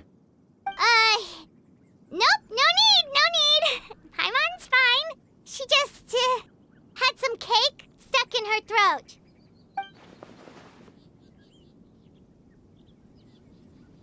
If there are indeed bandits in the area, then we should inform the Millilith at once. Oh? Well, if that's the case, such matters are best left to those with the necessary expertise, wouldn't you agree? I suppose you're right. If ordinary people like us got involved, we would only cause more trouble. Since we find ourselves otherwise unoccupied in this beautiful area, why don't we find a quiet place to relax while we wait for good news? That would be lovely. So, Uncle Ip does have a reason to be worried. After all, Gaming, the guard we mentioned, is his son. Gaming. The name sounds somewhat familiar. Ah, yes. That is the name of the Usho dancer who has been performing around Liyue Harbor recently, is it not? Oh, have you seen him perform? Indeed. I cannot help but admire his skill. He truly encapsulates the spirit of the Suani. Usho dancing has become more well known in Liyue Harbor recently. However, although performers are seeing budding success, They have no doubt had to face many hurdles along the way, ones not so easily understood by spectators such as ourselves. If you ask me, what truly deserves admiration is perseverance in the face of adversity. That is a rare attribute indeed. I have heard many of my acquaintances praise Gaming for his kind, selfless, and courageous disposition.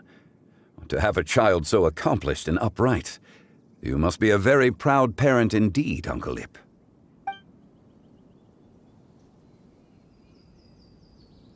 Seems like Zhongli has decided to skip the formalities.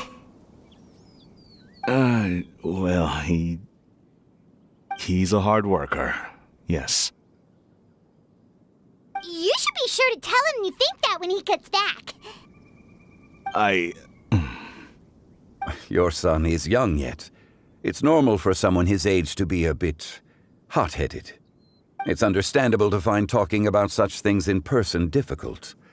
If there's a particular sentiment you wish to convey, perhaps we could pass it along for you. No.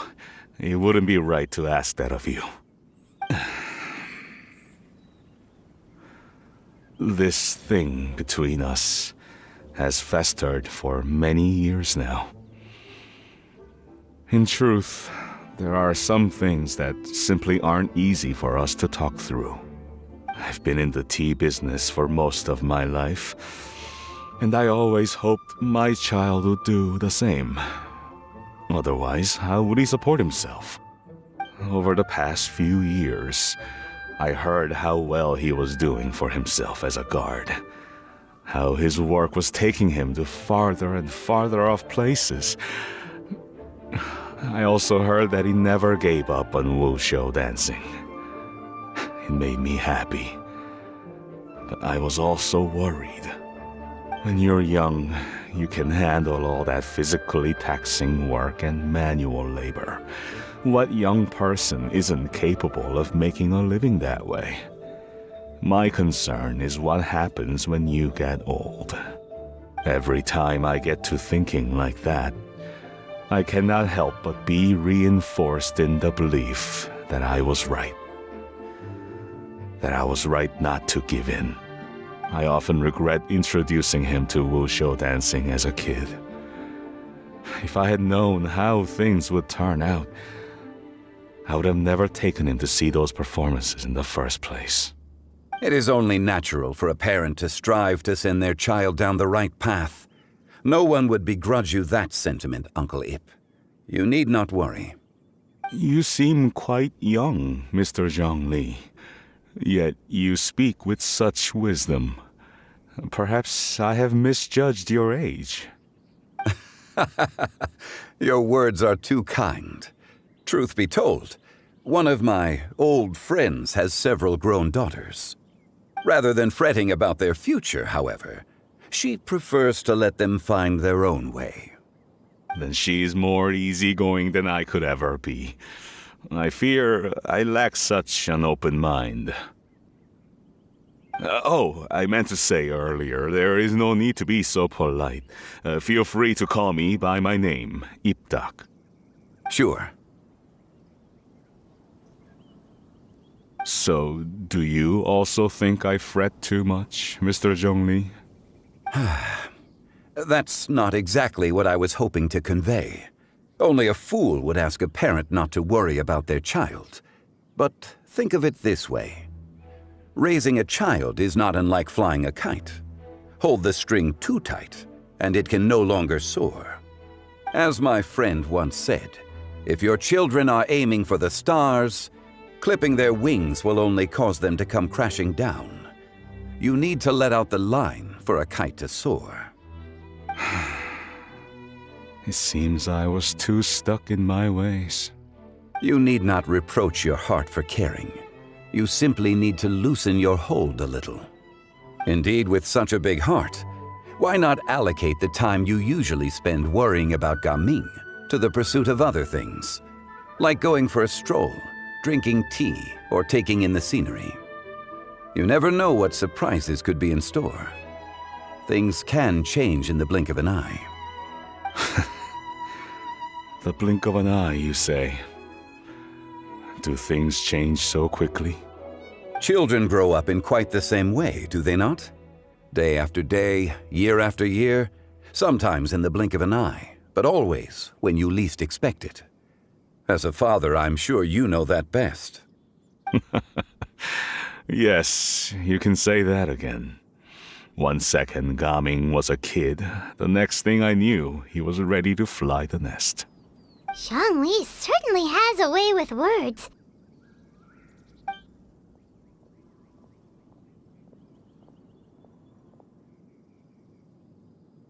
Oh, Gaming is back!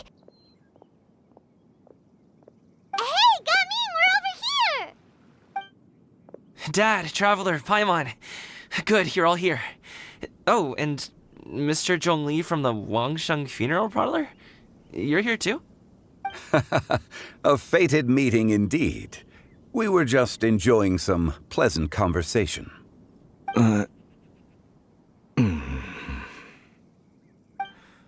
Is everything resolved?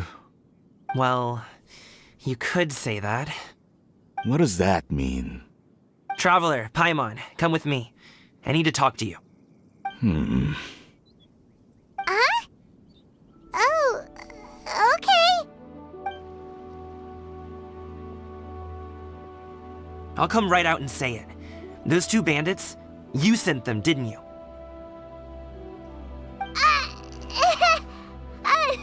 So that's how we're starting off? Can't look me in the eye, huh? Guess I'm right then. Okay, but how did you know? At first, their mannerisms seemed a bit stilted. But once I got close, it was obvious that they possessed great skills. I was right on their tail, and it should have taken only a few steps to catch up to them, yet somehow, I was never able to close that distance. People with that level of skill would have gone about things differently from the start, like sneaking up on us while we were distracted. Unless, of course, their real motive was to lure me away from the group all along. Wow, you're pretty quick on the uptake. I just have a lot of experience. I've dealt with many a ruthless bandit in my time, but I've never seen ones like them. In the end, I told them they would make good guards if they ever wanted to get back on the straight and narrow, and that they could hang out with me in Liyue Harbor anytime. You ever consider you might be a little too good at making friends? I'm guessing you guys were trying to help resolve things between my dad and me?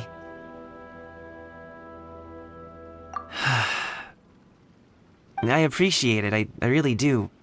But this conflict between us has been going on for a long time.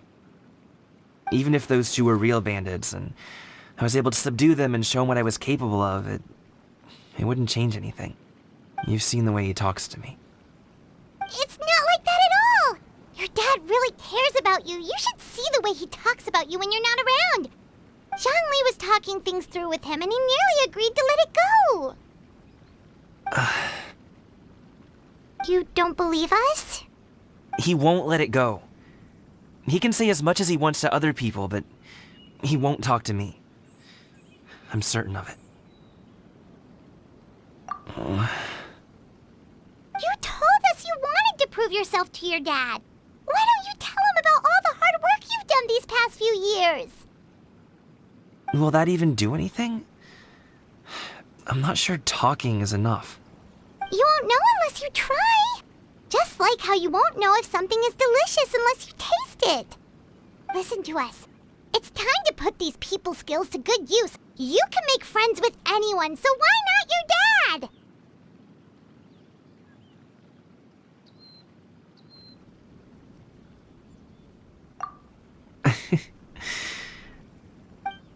I'll do my best. You are very knowledgeable, Mr. Zhongli. I'm impressed. Despite my being in the tea industry for several decades, it seems I still have much to learn about the art of tea tasting. You flatter me. It was nothing but a few humble musings. How much tea have you drank since we've been gone? Ipdak and I have found many a common interest. Our friendship, much like a cup of tea, seems to grow stronger the longer it has to steep. Well said, Mr. Zhongli. Gaming, Mr. Zhongli is very knowledgeable. You should take the opportunity to learn from people like him when you're in the city. Huh? Oh, of course. Ahem.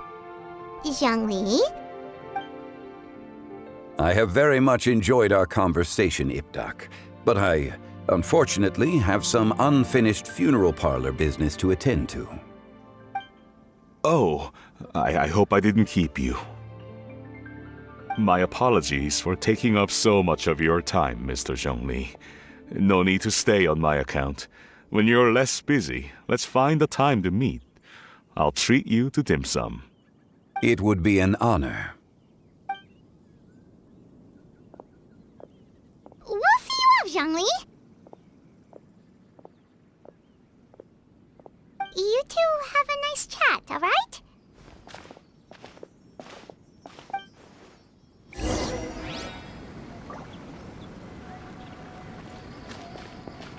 Should we sit?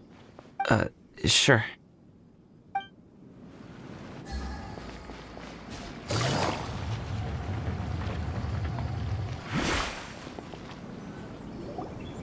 Thanks for helping us talk things through with Uncle Ip.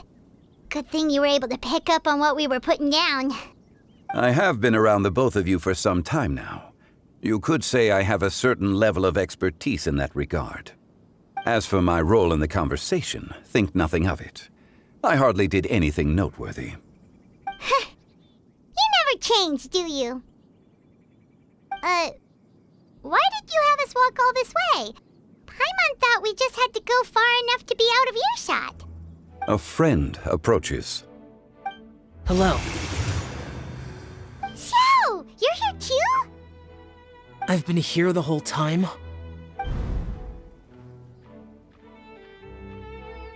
A ghostly kite. Could that elusive Director Hu be coming to Wangshu Inn once again? What is she doing here? I suppose it matters not. Given her relationship with Rex, well, Zhongli, I might as well go pay my respects.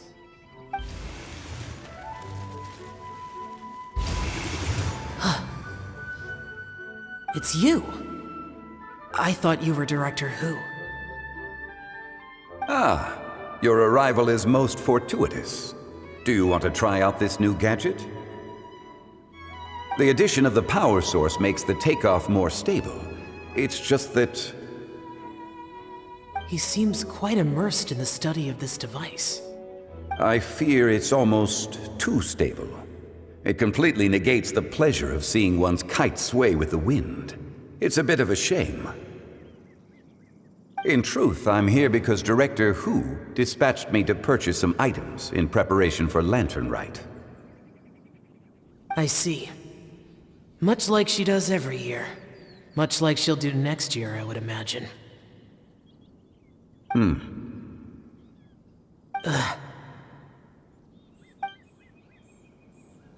Am I wrong? Or has she once again sent you out to buy, what is it, sesame oil or something? While we're on the subject, I do wonder why she is so obsessed with using sesame oil in the preparation of mixed vegetable dishes for Lantern Rite. A recommendation from Xiangling, perhaps. What do you think, Xiao? I've only met Director Hu a few times. I'm hardly the best person to ask. Ah, and is that not a sign that you should visit Wangsheng Funeral Parlor more often? It wouldn't hurt to grace the parlor with your presence now and again, when you are otherwise unoccupied. This one here is a traditional kite, one without any equipped mechanical device. Director Hu tasked me with studying the differences between the two to determine which one is of greater merit. Many hands make light work. Perhaps you could test out the other kite for me? All right. I have made my comparisons. If speed is what you're after, the mechanical kite is the better choice. Wonderful. I shall pass that information along to Director Hu. I'll leave these two kites with you. Perhaps you can find a few friends with which to partake in the activity. You might find it to be an enjoyable use of your time. Oh, wait. Who enjoys kite flying? Well, I would imagine someone of your talent and wisdom is more than capable of finding out. So, you were testing out the kites for Hu Tao and even roped Xiao into doing it for you? Paimon didn't ask earlier because the situation was awkward. I would hardly say I roped Xiao into anything. I simply sought the help of a friend. Besides, we did the testing together. Seems like our pool of competitors is growing. Do you like kite flying, Xiao? I suppose I neither like nor dislike it. Although, watching a kite gradually ascend into the sky does bring me a certain peace of mind. Perhaps they're a bit like shell lanterns in that way. Kite flying is also a pleasant form of relaxation. Have you ever thought about making a kite, Xiao? Cloud Retainer taught us how. We can teach you if you want.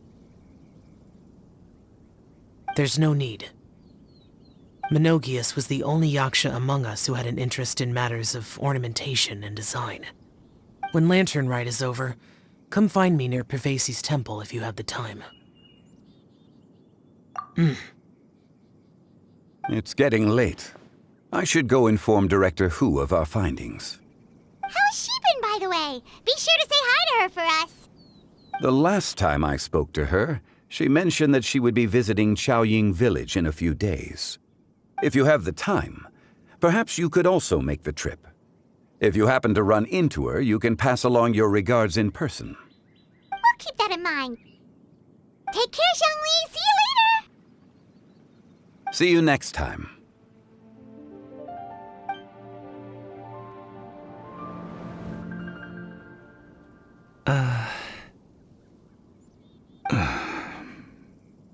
Coming. You can go first. I don't have anything to say. Then I'll go. I still don't want to leave Liyue Harbor. Oh. I can't say I support that decision, but... Hey, let me finish before you get all worked up. Sit, Shenhe, sit. You must be tired from your journey. Shall I pour you a cup of tea, or would you prefer something else to drink? No need. I'm not tired. They're gone, Master. Perfect. The time is nigh for us to make an appearance. Do you remember the plan when recounted to you? Yes, Master. We aim to give them a demonstration of familial love. So I'll have whatever you are having. All right. What are Auntie Xianyun and Shenhe doing here? Just how many people are involved in this scheme? I suppose all I can do is just take a seat and see what happens. Perfect. I just so happen to have bought some Sunglow tea recently. It's quite the delectable variety. Or it would be if one has not been forced to drink it every day in the hopes of whittling down one's considerable stash. One has more than had one's fill already. Oh, forget it. Such thoughts detract from the present need to keep up the conversation. Has work been busy during the holiday season? Do you need my help with anything? Drunk guests can sometimes cause trouble, but I deal with them as you taught me, by pinning their heads against the table. Are Auntie Xianyun and Shenhe serious right now?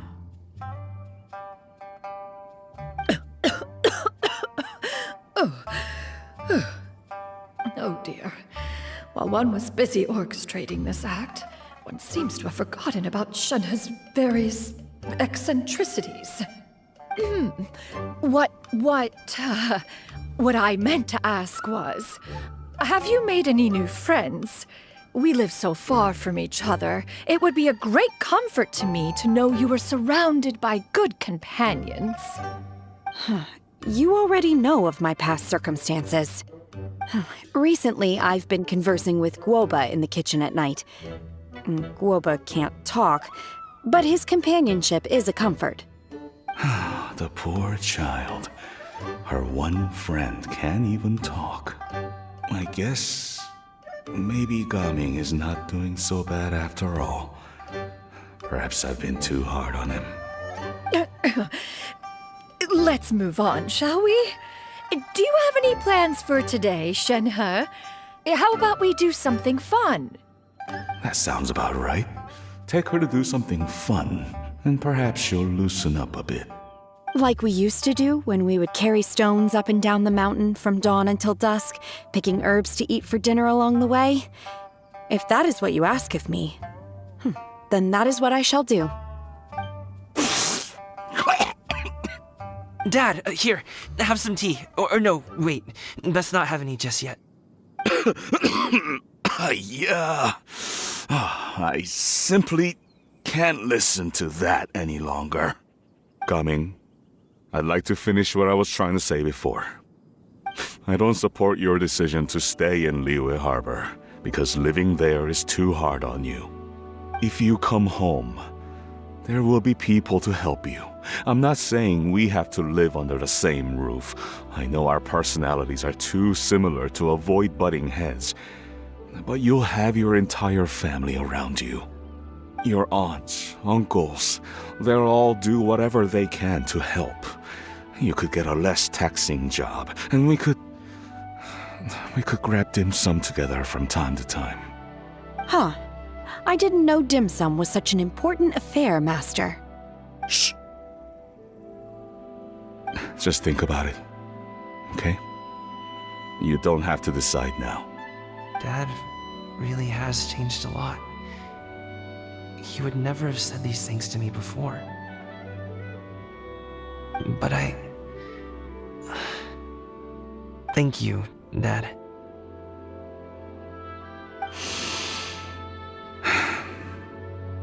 It's been long enough, don't you think? Oh, Paimon sure hopes they've made up by now. Oh, they're drinking tea in silence. That's not a good sign. Did Xianyun's plan not work after all? Hey you two! Paimon's sorry we were gone for so long. We got to chatting with some friends and didn't realize how much time had passed. Perfect timing, actually. We seem to be just about done here. Yep, let's go. I'll get the bags.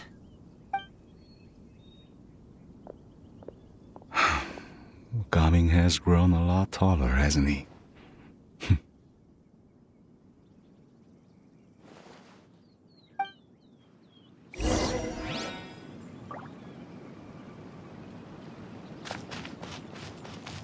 Master, did I say something wrong earlier?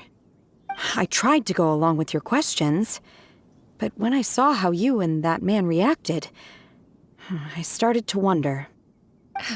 Not at all. Certain unforeseen variables may have presented themselves along the way, but the outcome proved favorable. The plan was a success. Then I helped? Naturally. Your purity of spirit is one of your greatest strengths, Shenhe. You need not change who you are.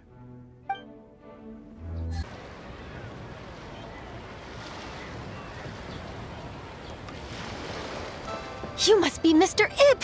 Thank you for coming all this way. My name is Charlotte, and I'm a reporter from Fontaine. You can find me writing for the Steambird. I invited you here not just to purchase your fine tea, but also with the hope that you might be willing to sit down for a short interview. What do you say?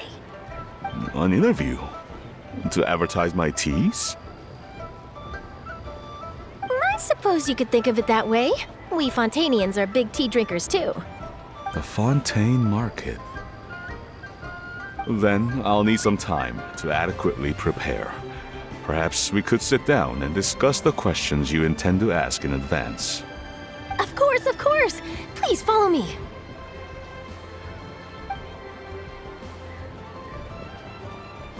Is this person also involved in your plan?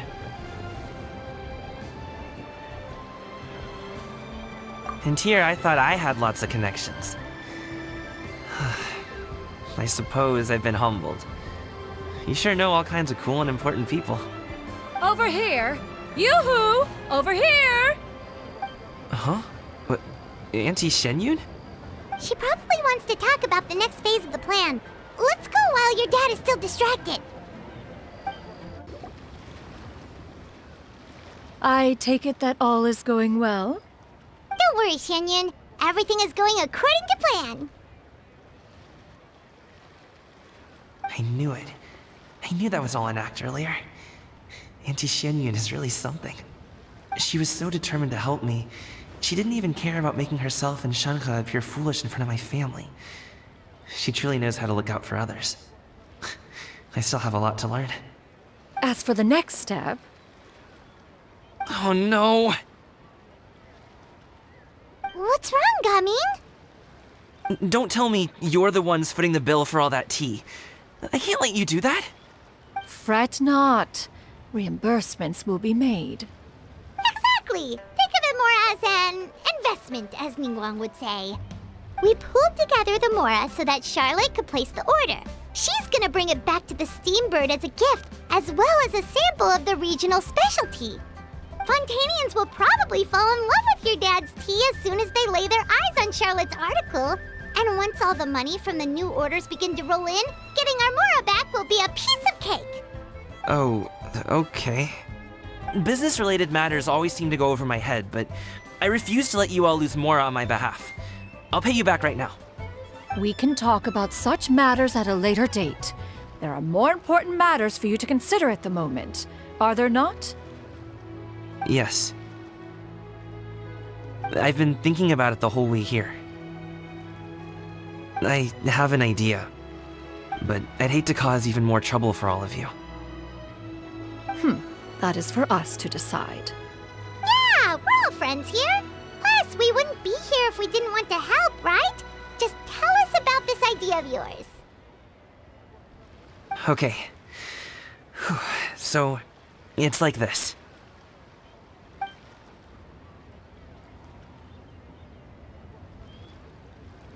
Got it! Just leave it to us. Let's split up and make it happen.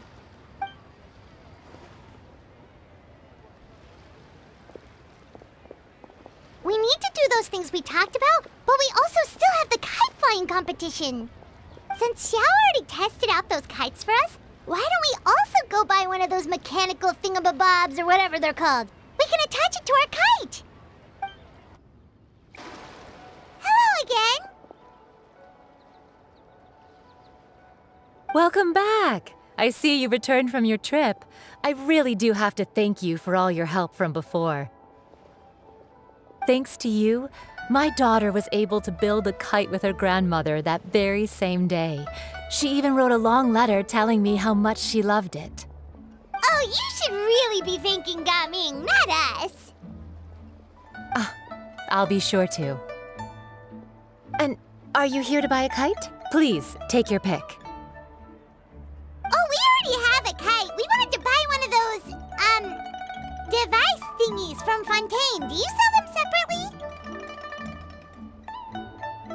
Yes. Here you go. Please, take it, free of charge. The directions are in the box.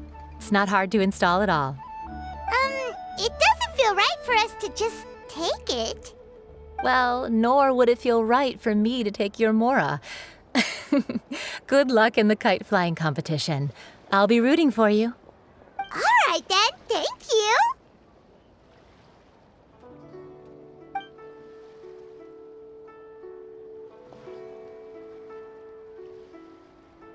Phew, it's done. Let's get down to business.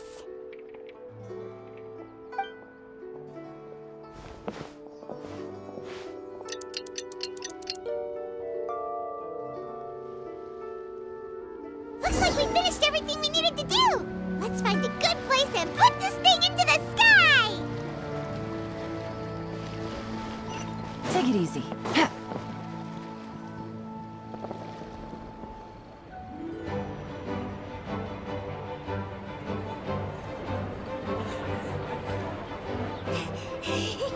Chi-Chi, we're almost there.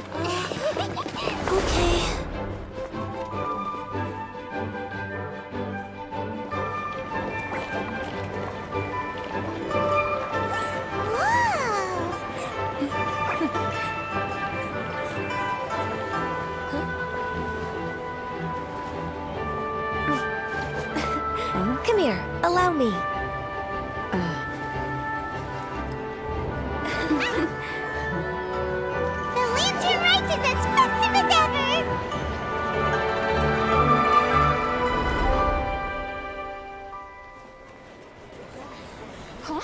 What's going on? Did something happen? What should we do? Oh, should we get the Millilith?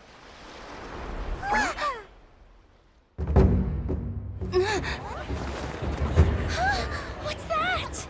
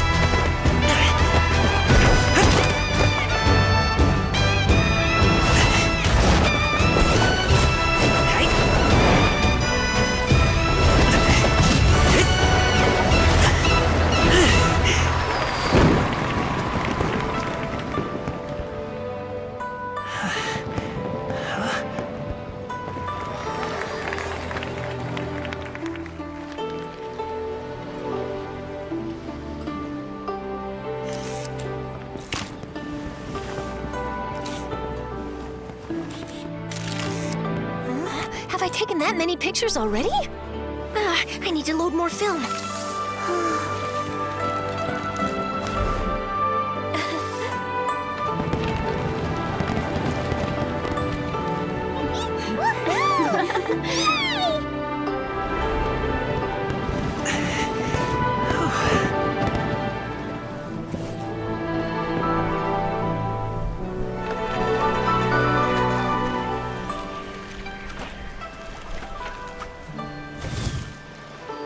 Wait, the wind. Oh my gosh! Mommy, I want a big kite like that too! Do you see that kite way out in front?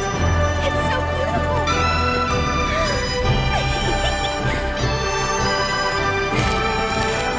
Happy Lantern Rite. Happy Lantern Rite!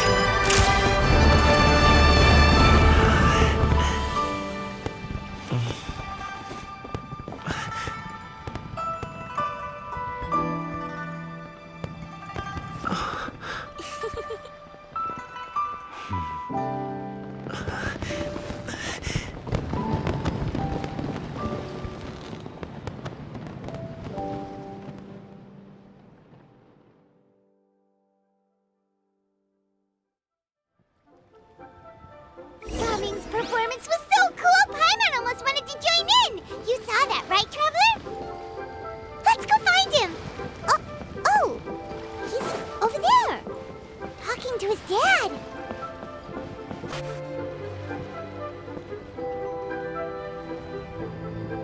I think I'll head off now, if that's okay?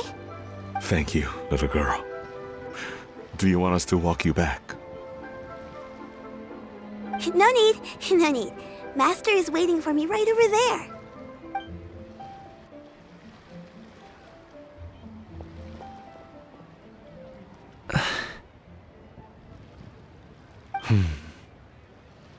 Dad.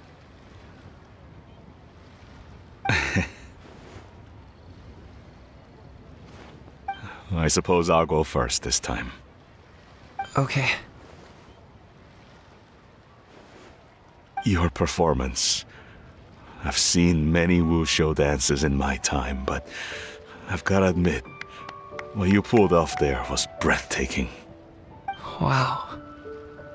I never thought I'd live to hear you say that. You're serious about doing this professionally? Absolutely. I know it'll be difficult, but... Then it doesn't matter. What I mean to say is, of course it'll be difficult. But if that's your decision, if that's your dream, then it doesn't matter how difficult it is. As long as you put in the work, then any obstacle can be overcome in time. Really, when I was young, I also... Actually, how about we save that story of my past for another time? All I really want to say is, I've changed my mind. And much like this kite, you also deserve to soar to new heights. Dad. Son. Son? Haven't heard that in a while. I bet you're wondering what's gotten into me saying all this. Well, a little bit, yeah. Anyway, I know I've never found the chance to say this before, but... to me, Gaming, you've always been a great kid.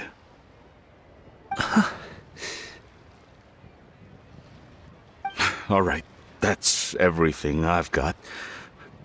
Did you have something you wanted to say, or...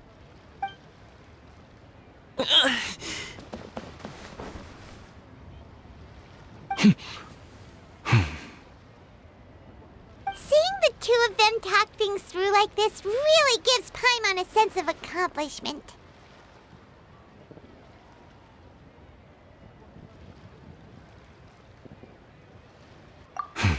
Now go. Over there. Your friends are still waiting for you.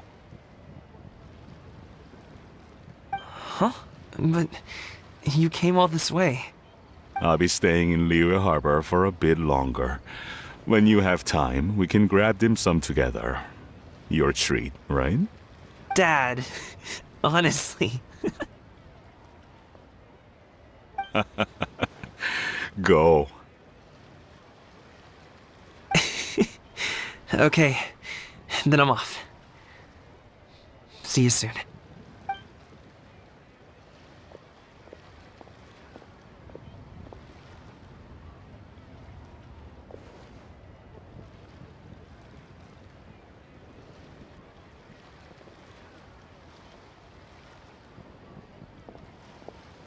That's quite the smile you've got there, Gaming. Really? It's nothing to be embarrassed about.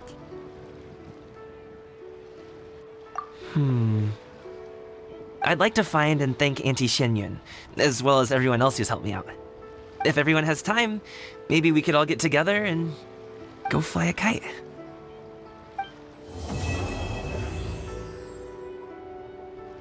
Oh, Paimon almost forgot! Didn't Zhongli say Hu Tao was also planning on spending some time in Xiaoying Village? We didn't have anything else to do today, right? Why don't we go have a look around? Maybe we'll run into her.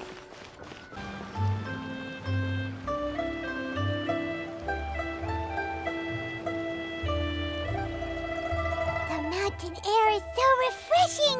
It makes Paimon feel like she could float around all day and never get tired. Cream! Gummies!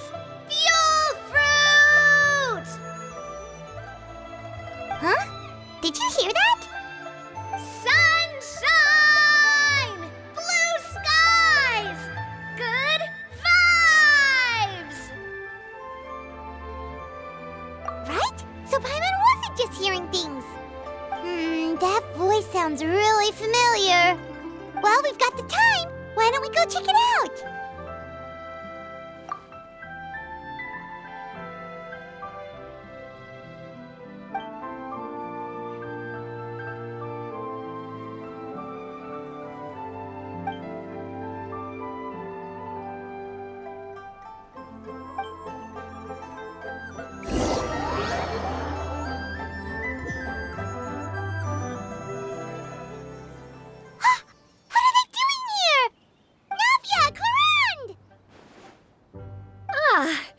If it isn't my dear partners. See, I told you that something good was going to happen during our travels today. I have to say, sometimes the Steambird's astrology column is spot on. It's just your lucky day. Are you guys also here to catch the festivities? Oh, and that reminds me. Happy Lantern Rite! Happy Lantern Rite. Happy Lantern Rite to you too! Wait, if you're here for Lantern Rite, then what are you doing on top of this deserted mountain? And that voice we heard, that was you, right, Navia? Oh, impressive. You could tell it was me from that far away. You've got good ears. That or your voice is just really loud. Well, of course it is. After all, I'm a boss. Indeed. I suppose it's an asset. Sure is! Having a loud voice is a handy tool when it comes to communication. Wait. That wasn't even Paimon's point. Paimon just wants to know why you two were shouting from the top of this deserted mountain. There was something about almonds, maybe? And buell fruit? Ooh, is it some sort of secret code? No, it's not a code.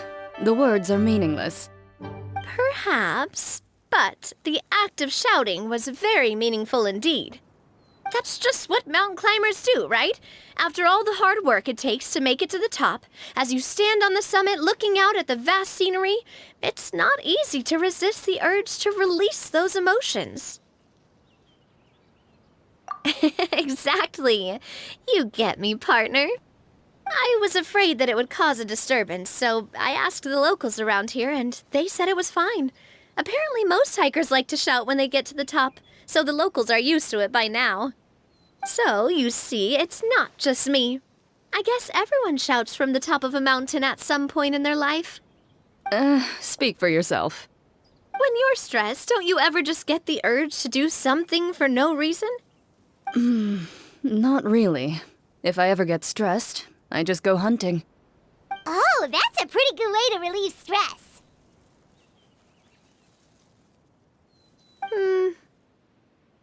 What I choose to hunt depends on my mood. Huh?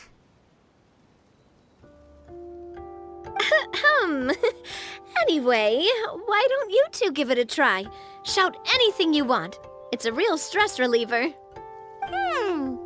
long as Paimon has clothes on her back and food in her belly, Paimon doesn't think there's any stress that needs relieving. Oh, I bet you guys are just too embarrassed to let loose. No need to be shy. Even Farina was shouting from the top of this mountain earlier. Huh? Did Paimon hear that right? Farina's also here? In Qiaoying Village? Believe in your ears. It is indeed as you heard. Actually, the reason we climbed this mountain in the first place was also because we heard the sound of shouting.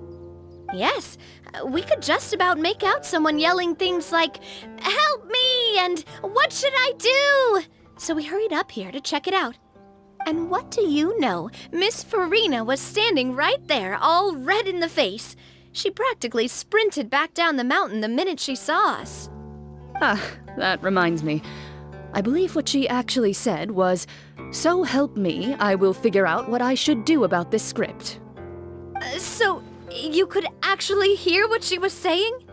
Why didn't you say so earlier? I thought someone was really in trouble.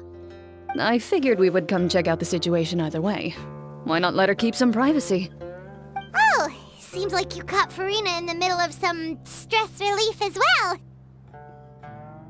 She probably would have never thought... No, she definitely would have never thought she would run into anyone she knew all the way out here. I think so. We ran into Nervalet on the way here as well, but he was already on his way back, so they probably weren't together. What? Nervalet was here too? What was he doing here? It couldn't have been for vacation. I think it just might have been, actually. But apparently he only stayed for half a day before heading back. He's a very busy man. Nervalet is not the type to take much time off. Taking even a half day for himself is already a huge step in the right direction. Didn't Charlotte publish an article on the Liyue tea industry recently? Maybe he was inspired to come buy some tea after reading that article. You know, just like you were. My situation is completely different. I'm here because I was asked to accompany you. The tea purchase is simply an added bonus of this location. You Fontanians and your tea drinking. Oh, it's not for me. I lost a bet with Ridesley, and now I have to buy him something. It was just a spur-of-the-moment sort of bet. Ridesley gets really invested in that sort of thing, but he couldn't care less about what he wins in the end. You could give him mint plants that you plucked from the side of the road, and he wouldn't even mind. If only he was that easygoing when it came to talking business. In any case, I'm pretty sure the tea you bought is this region's specialty. What is it called again? Nervalette even mentioned it earlier. Yes, that's the one. You didn't really buy 10 boxes, did you? Please, do I look like someone who would fall for that sort of marketing trap? That reminds me. You guys said you only came up here because you heard my voice, right? I hope it didn't put you out. You must have had other plans for the day. Oh, that's right. Who tell? A few days ago, we heard that a friend was going to be in Qiaoying Village, so we decided to come and see if we could run into her. Oh dear. We've been chatting for quite some time. I'm sorry for keeping you. That's good.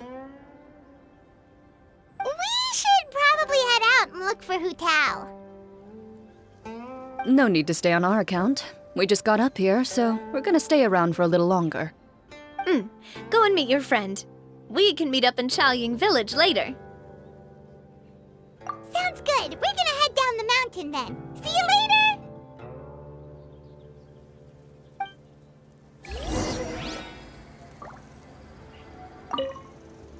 What do I have to do to get you to yell from the top of this mountain? Name your price. You really want to hear it that bad, huh? I'm just curious is all. I have a feeling you'll say something amazing. I will pass. I prefer to let actions speak louder than words.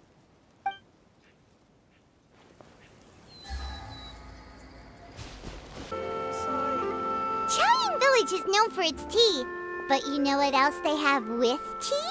That's right, dim sum! Didn't Gaming say something about dim sum being eaten in the morning? Oh, Paimon wonders if we can still get some at this time of day. Oh, well that's fine too. Paimon doesn't care what kind of tea it is as long as it comes with some tasty snacks. Now, let's see what kind of yummy things we can find around here. Paimon's not seeing things, is she? Is that Farina standing between Zhongli and Hu Tao? Wonder what they're talking about. Zhongli knows a lot of stuff. Maybe he's telling Farina about Qiaoying Village. Oh, or maybe Hu Tao is trying to rope Farina into being one of her clients. Hey, this isn't the Fortress of Meropide. But Paimon could be convinced for the right price. Let's say loser buys the winner 3 huge bowls of seafood kanji. Since Zhongli is there, Paimon bets things are pretty tame. It's decided then. Paimon votes for tour guide Zhongli. All right, no time to waste. Let's go see who's right.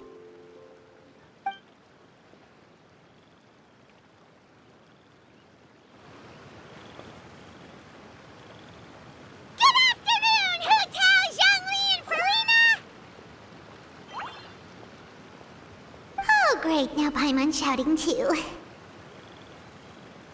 Oh, well, aren't you a sight for sore eyes? Seems like our luck just keeps on growing.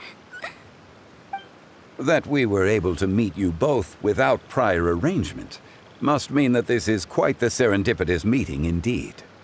Huh? Oh, so both of you you are acquainted with the Traveler in Paimon, then.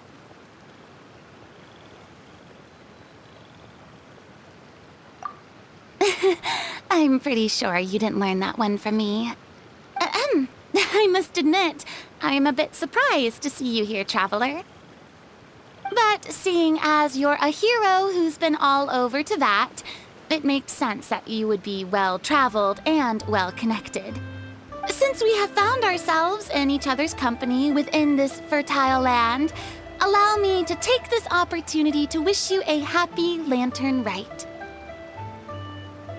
It appears you have been to Fontaine, then. Given your proclivity to spread good deeds wherever you go, it's no surprise that you would make the acquaintance of a celebrity as illustrious and celebrated as Miss Farina. That's quite high praise. What I mean to say is, you flatter me, Mr. Zhongli.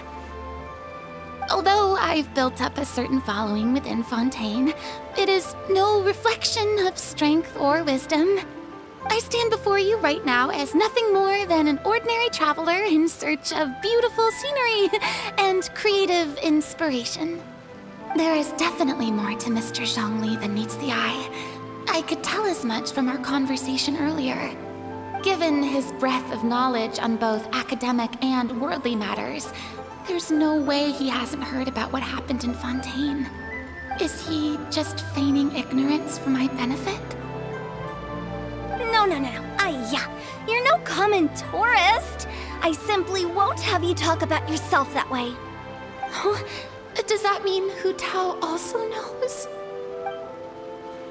You may not have heard, friends, but... Miss Hu Tao... Miss Farina is now one of my esteemed clients. Yep.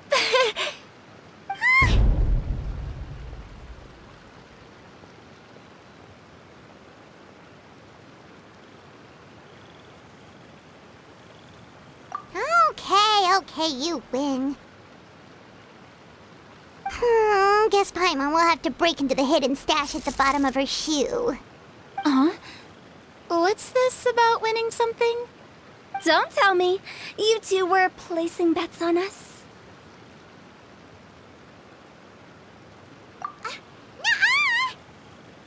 We just saw you guys standing on the side of the road and couldn't help but take guesses as to what you were talking about. Oh, I see. That means you, my friend, must have guessed that I was trying to promote my business to Miss Farina.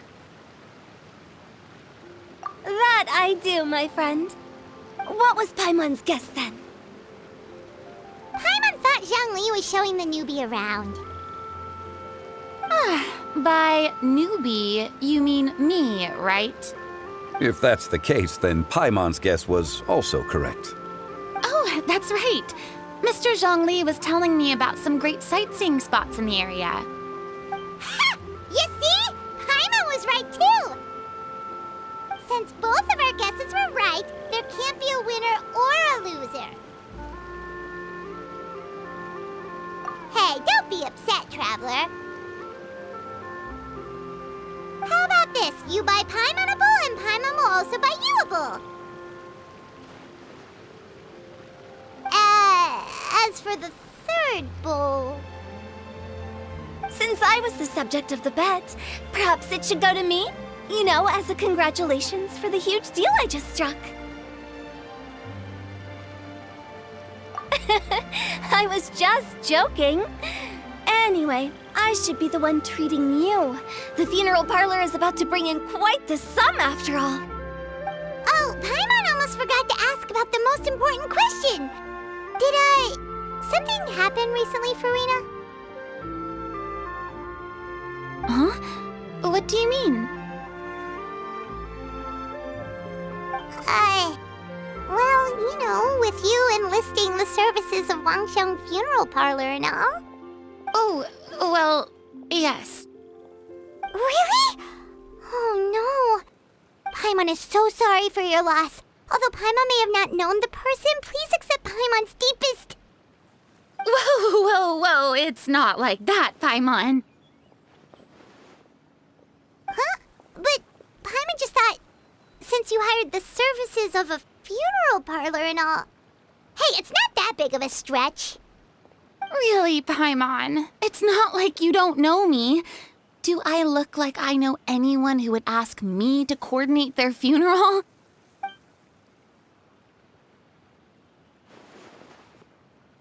Miss Hutao is simply helping prepare some props for my film. Not too long ago, I read a collection of horror stories from Liyue. The content was spectacular. In fact, I still feel the need to sleep with the light on even now. Anyway, that's not the point. Now that Fontaine's biggest star has returned to the stage, I figured it's about time the industry enjoyed a breath of fresh air.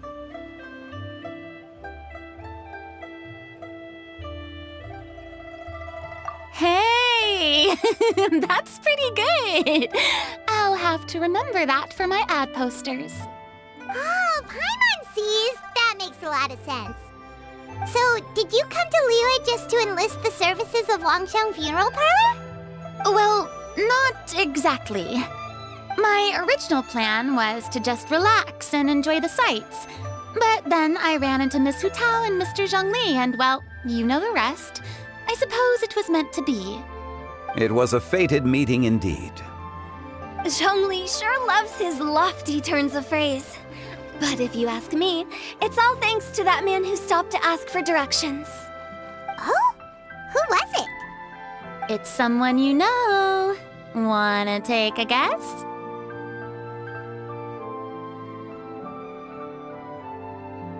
What? How did you guess that on your first try? Very impressive, my friend. Your guessing game is spot on today.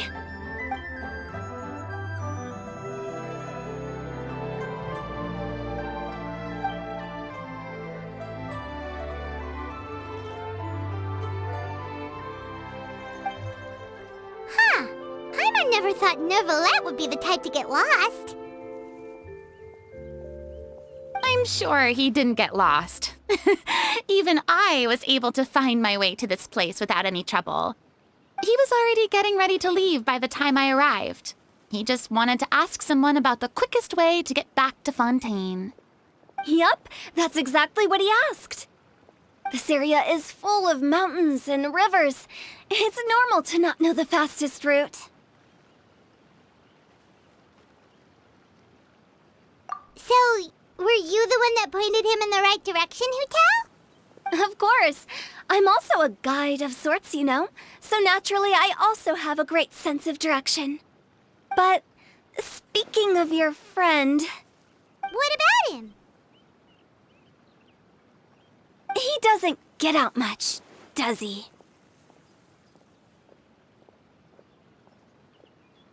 Ah, no wonder. He was stiff as a board and way too polite. I would have never guessed he was here on vacation if you hadn't told me. All in all, he was only here for half a day.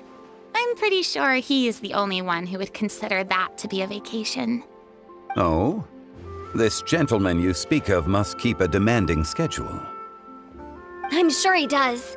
You didn't see him, but he was dressed like he was about to attend some important meeting.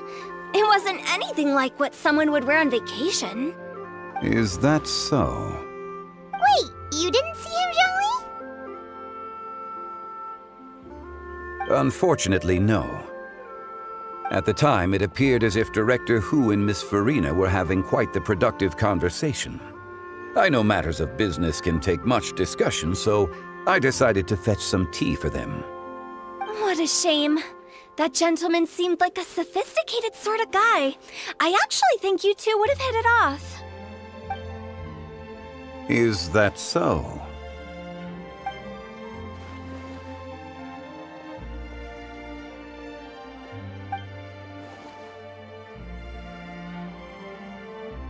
Hmm?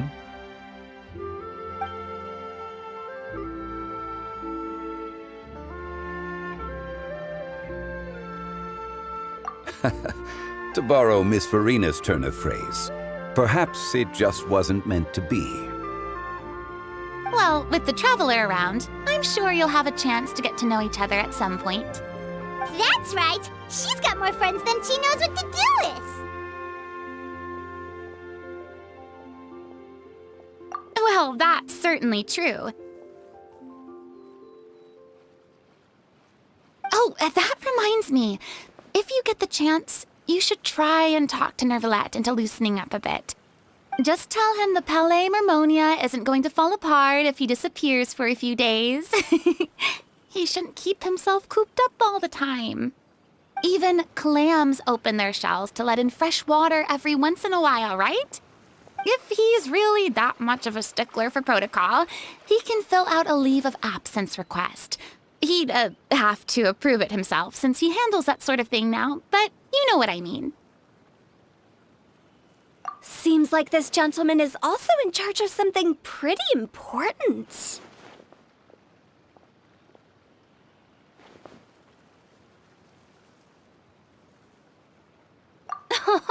I've never heard of a demon that boring before.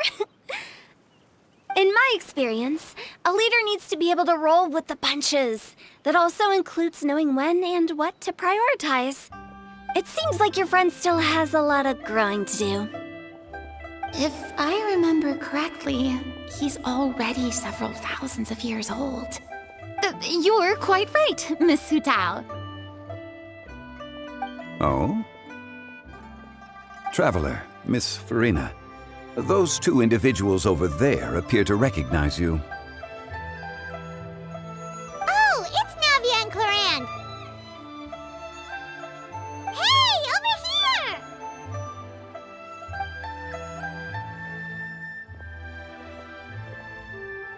We saw you all chatting over here, and we're wondering if we could join in. Please, excuse the interruption. Oh, so polite. No apologies necessary. Any friend of the Traveler and Miss Farina is a friend of mine. Ah, straight to the point. I like it.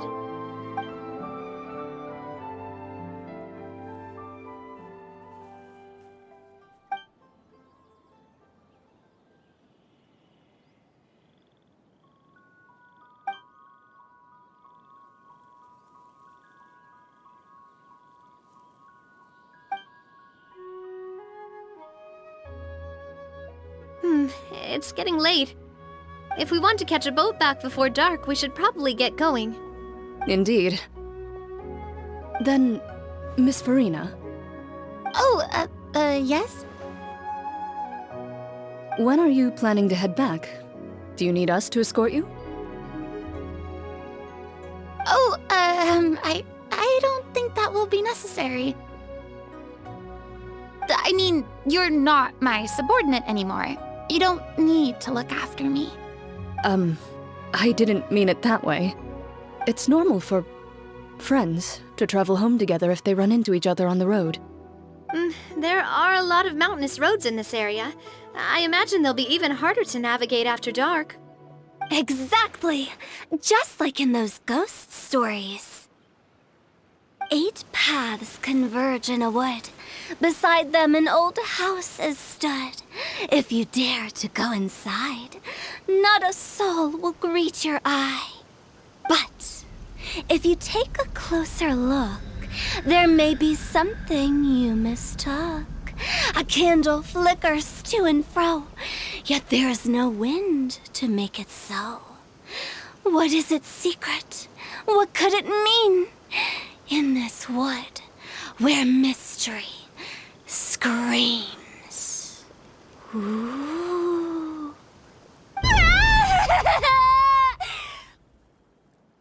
My dear demoiselles, ladies, no, I mean friends, please take me with you. Of course.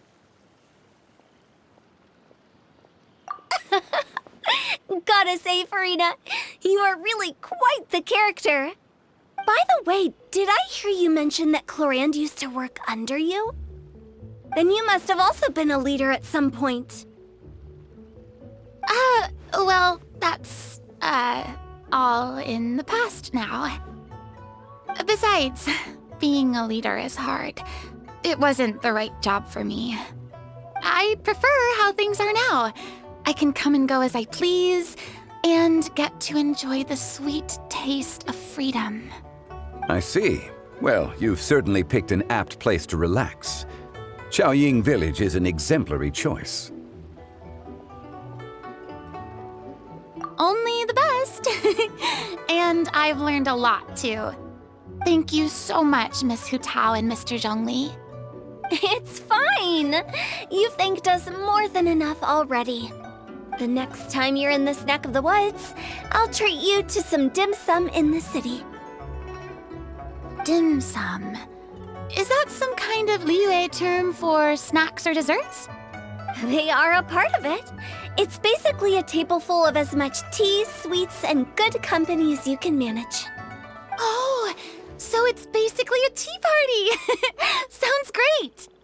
Make sure to order the winter melon cake and the lotus flower crisp. They're so sweet and delicious, Paimon knows you'll love them.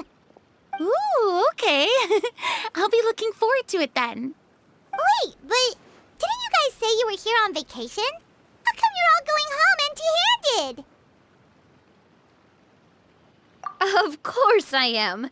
I bought tons of fun things to bring home with me.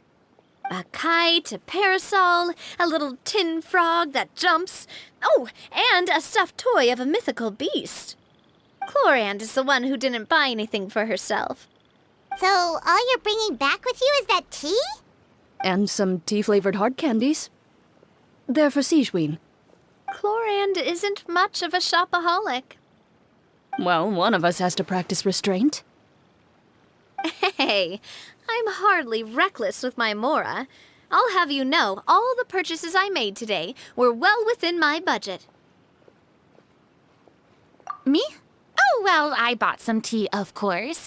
I just had to try all the varieties recommended in the Steambird. Other than that, just some bits and bobs, you know. A little bit of this, little bit of that. They should all be things I can use, I think.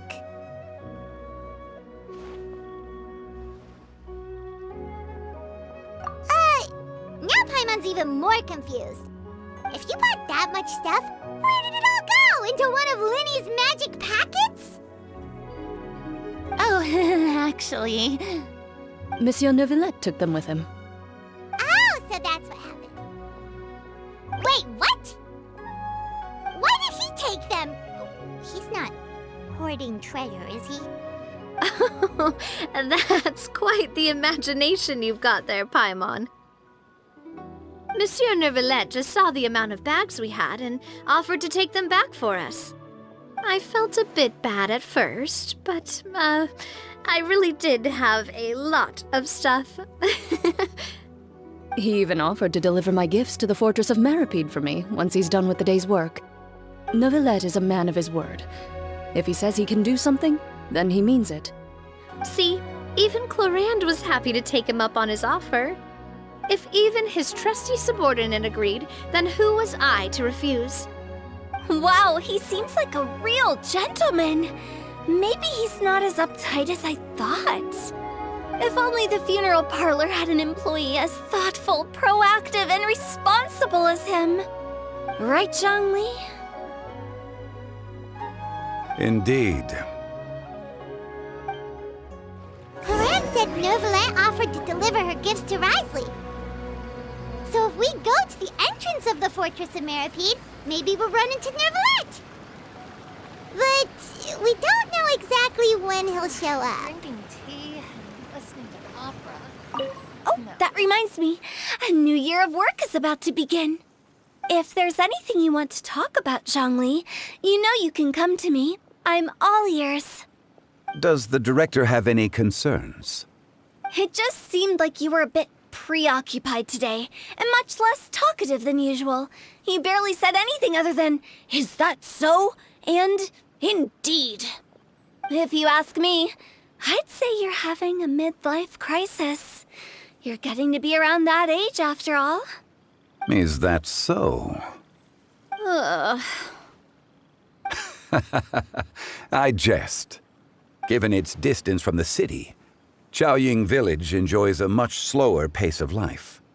Surrounded by such peace and tranquility, I also seem to have developed a proclivity for inactivity. I apologize for making you worry. I see. What do you think, Traveler? Is this atmosphere putting you in a lazy mood too?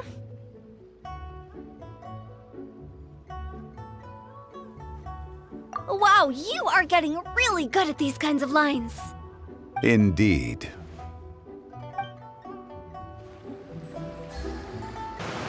Look! It's Neuvillette! We lucked out!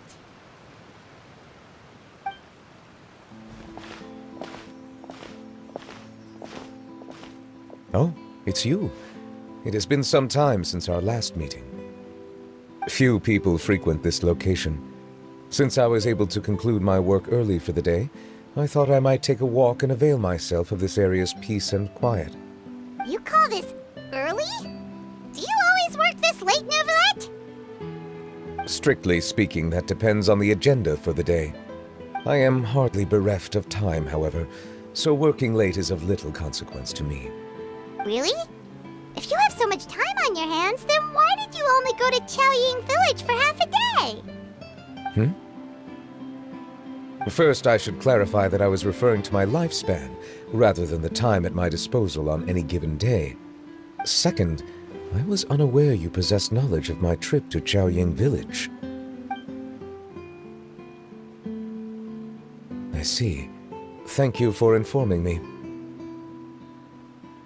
Yes, they have been safely delivered. I have to hand it to Clorant. Just a simple gift delivery, and she has the great and mighty Udex at her beck and call. I was just passing through. It was merely an act of convenience. All right. Then I hereby confirm receipt of the goods on behalf of the staff of the Fortress of Meripede. A verbal receipt of confirmation? Is such a formality really necessary for a small matter such as this? Guess not. This quantity of tea, though, seems a little excessive for a gift, don't you think? Before you know it, they'll start accusing me of taking bribes. About that. Much of that is my own excess, I'm afraid. Oh? Why? What happened? It was buy 10 boxes, get half off. Ah, that explains it then. Well, go ahead and leave them to me. I'll get through this stash as fast as I can. You have my thanks. Oh, there's something else I'd like to give to you. This is a stone slate, engraved with a symbolic design. While that is an apt description, it is in actuality a legal codex. A legal codex, huh? Before the advent of modern writing utensils, information was recorded on stone slabs such as this. The law was no different. Okay. Since ancient times, the scales of justice have symbolized the fairness and impartiality of judiciousness. As a tribute to that sentiment, this slate was designed after a traditional legal codex and engraved with a symbol instead of text. During my travels recently, I chanced upon a roadside stall offering tourists the opportunity to try their hand at the ceramic arts, so I decided to have a go. We joked with Clorant some time ago about gifting you a legal codex. So, here you go. Ah, so that's what this is about. I did not expect you to remember it as well. In any case, I hope this can be considered as a reasonable attempt to join in on the banter. It is a very good attempt. I suppose I shouldn't be surprised. Even your sense of humor centers around the law. That's an impressive level of commitment. Well, a gift of this significance deserves to be put on display, and I know just the place. front and center in the fortress's showroom. Ah, surely there's no need for such a grand gesture. Just kidding. I don't have anything like a showroom. But we do have a storage room. We can put it next to all the mechanical parts Sijuin has collected. That sounds good to me. So that's what you were doing in Chaoying Village. Indeed. Of course, while I was there, I also took the opportunity to taste the local spring water. The aftertaste is much purer than what I have delivered to me in Fontaine. It stands to reason that the long-distance transport has a tendency to imbue the water with extraneous emotion. If you want to experience the true flavor, you simply have to go to the source. Perhaps I should organize some time off to do the same elsewhere. Then we are of the same mind. It appears my desire is justified. If you say so, but you know you don't have to justify a vacation, right? You can just take one. After all, you're hardly bereft of time.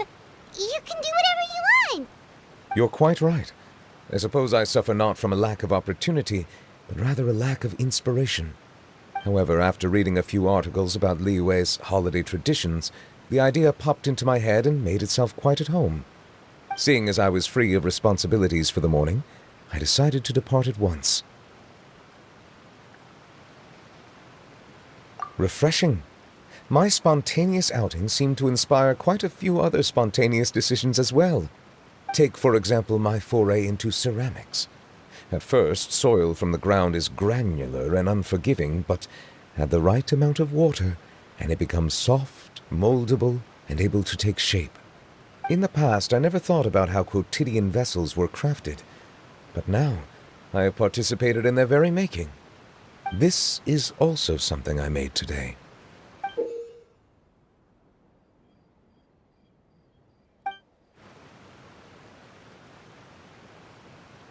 That's a ladle? Paimon thought it was supposed to be some long-necked sea creature. That was indeed one of my inspirations. Really? You like it? To tell you the truth, given your unexpected arrival, I find myself quite unequipped to give you the welcome you deserve. Around such an important holiday such as this, human custom would dictate that gifts should be in order. But I'm afraid this is all I can offer. If you'll have it, that is. That is precisely why it would do me such a great honor if you accepted. You are most welcome. Happy Lantern Rite.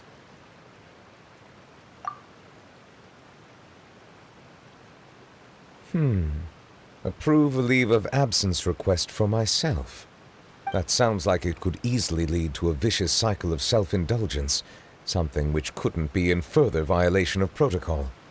But I suppose I understand her point. My proclivity to refrain from personal outings does, in part, originate from a sense of responsibility toward my duties. But it is also due to a lack of desire to engage in the human world. But now I see that the human world is indeed full of many interesting places to discover.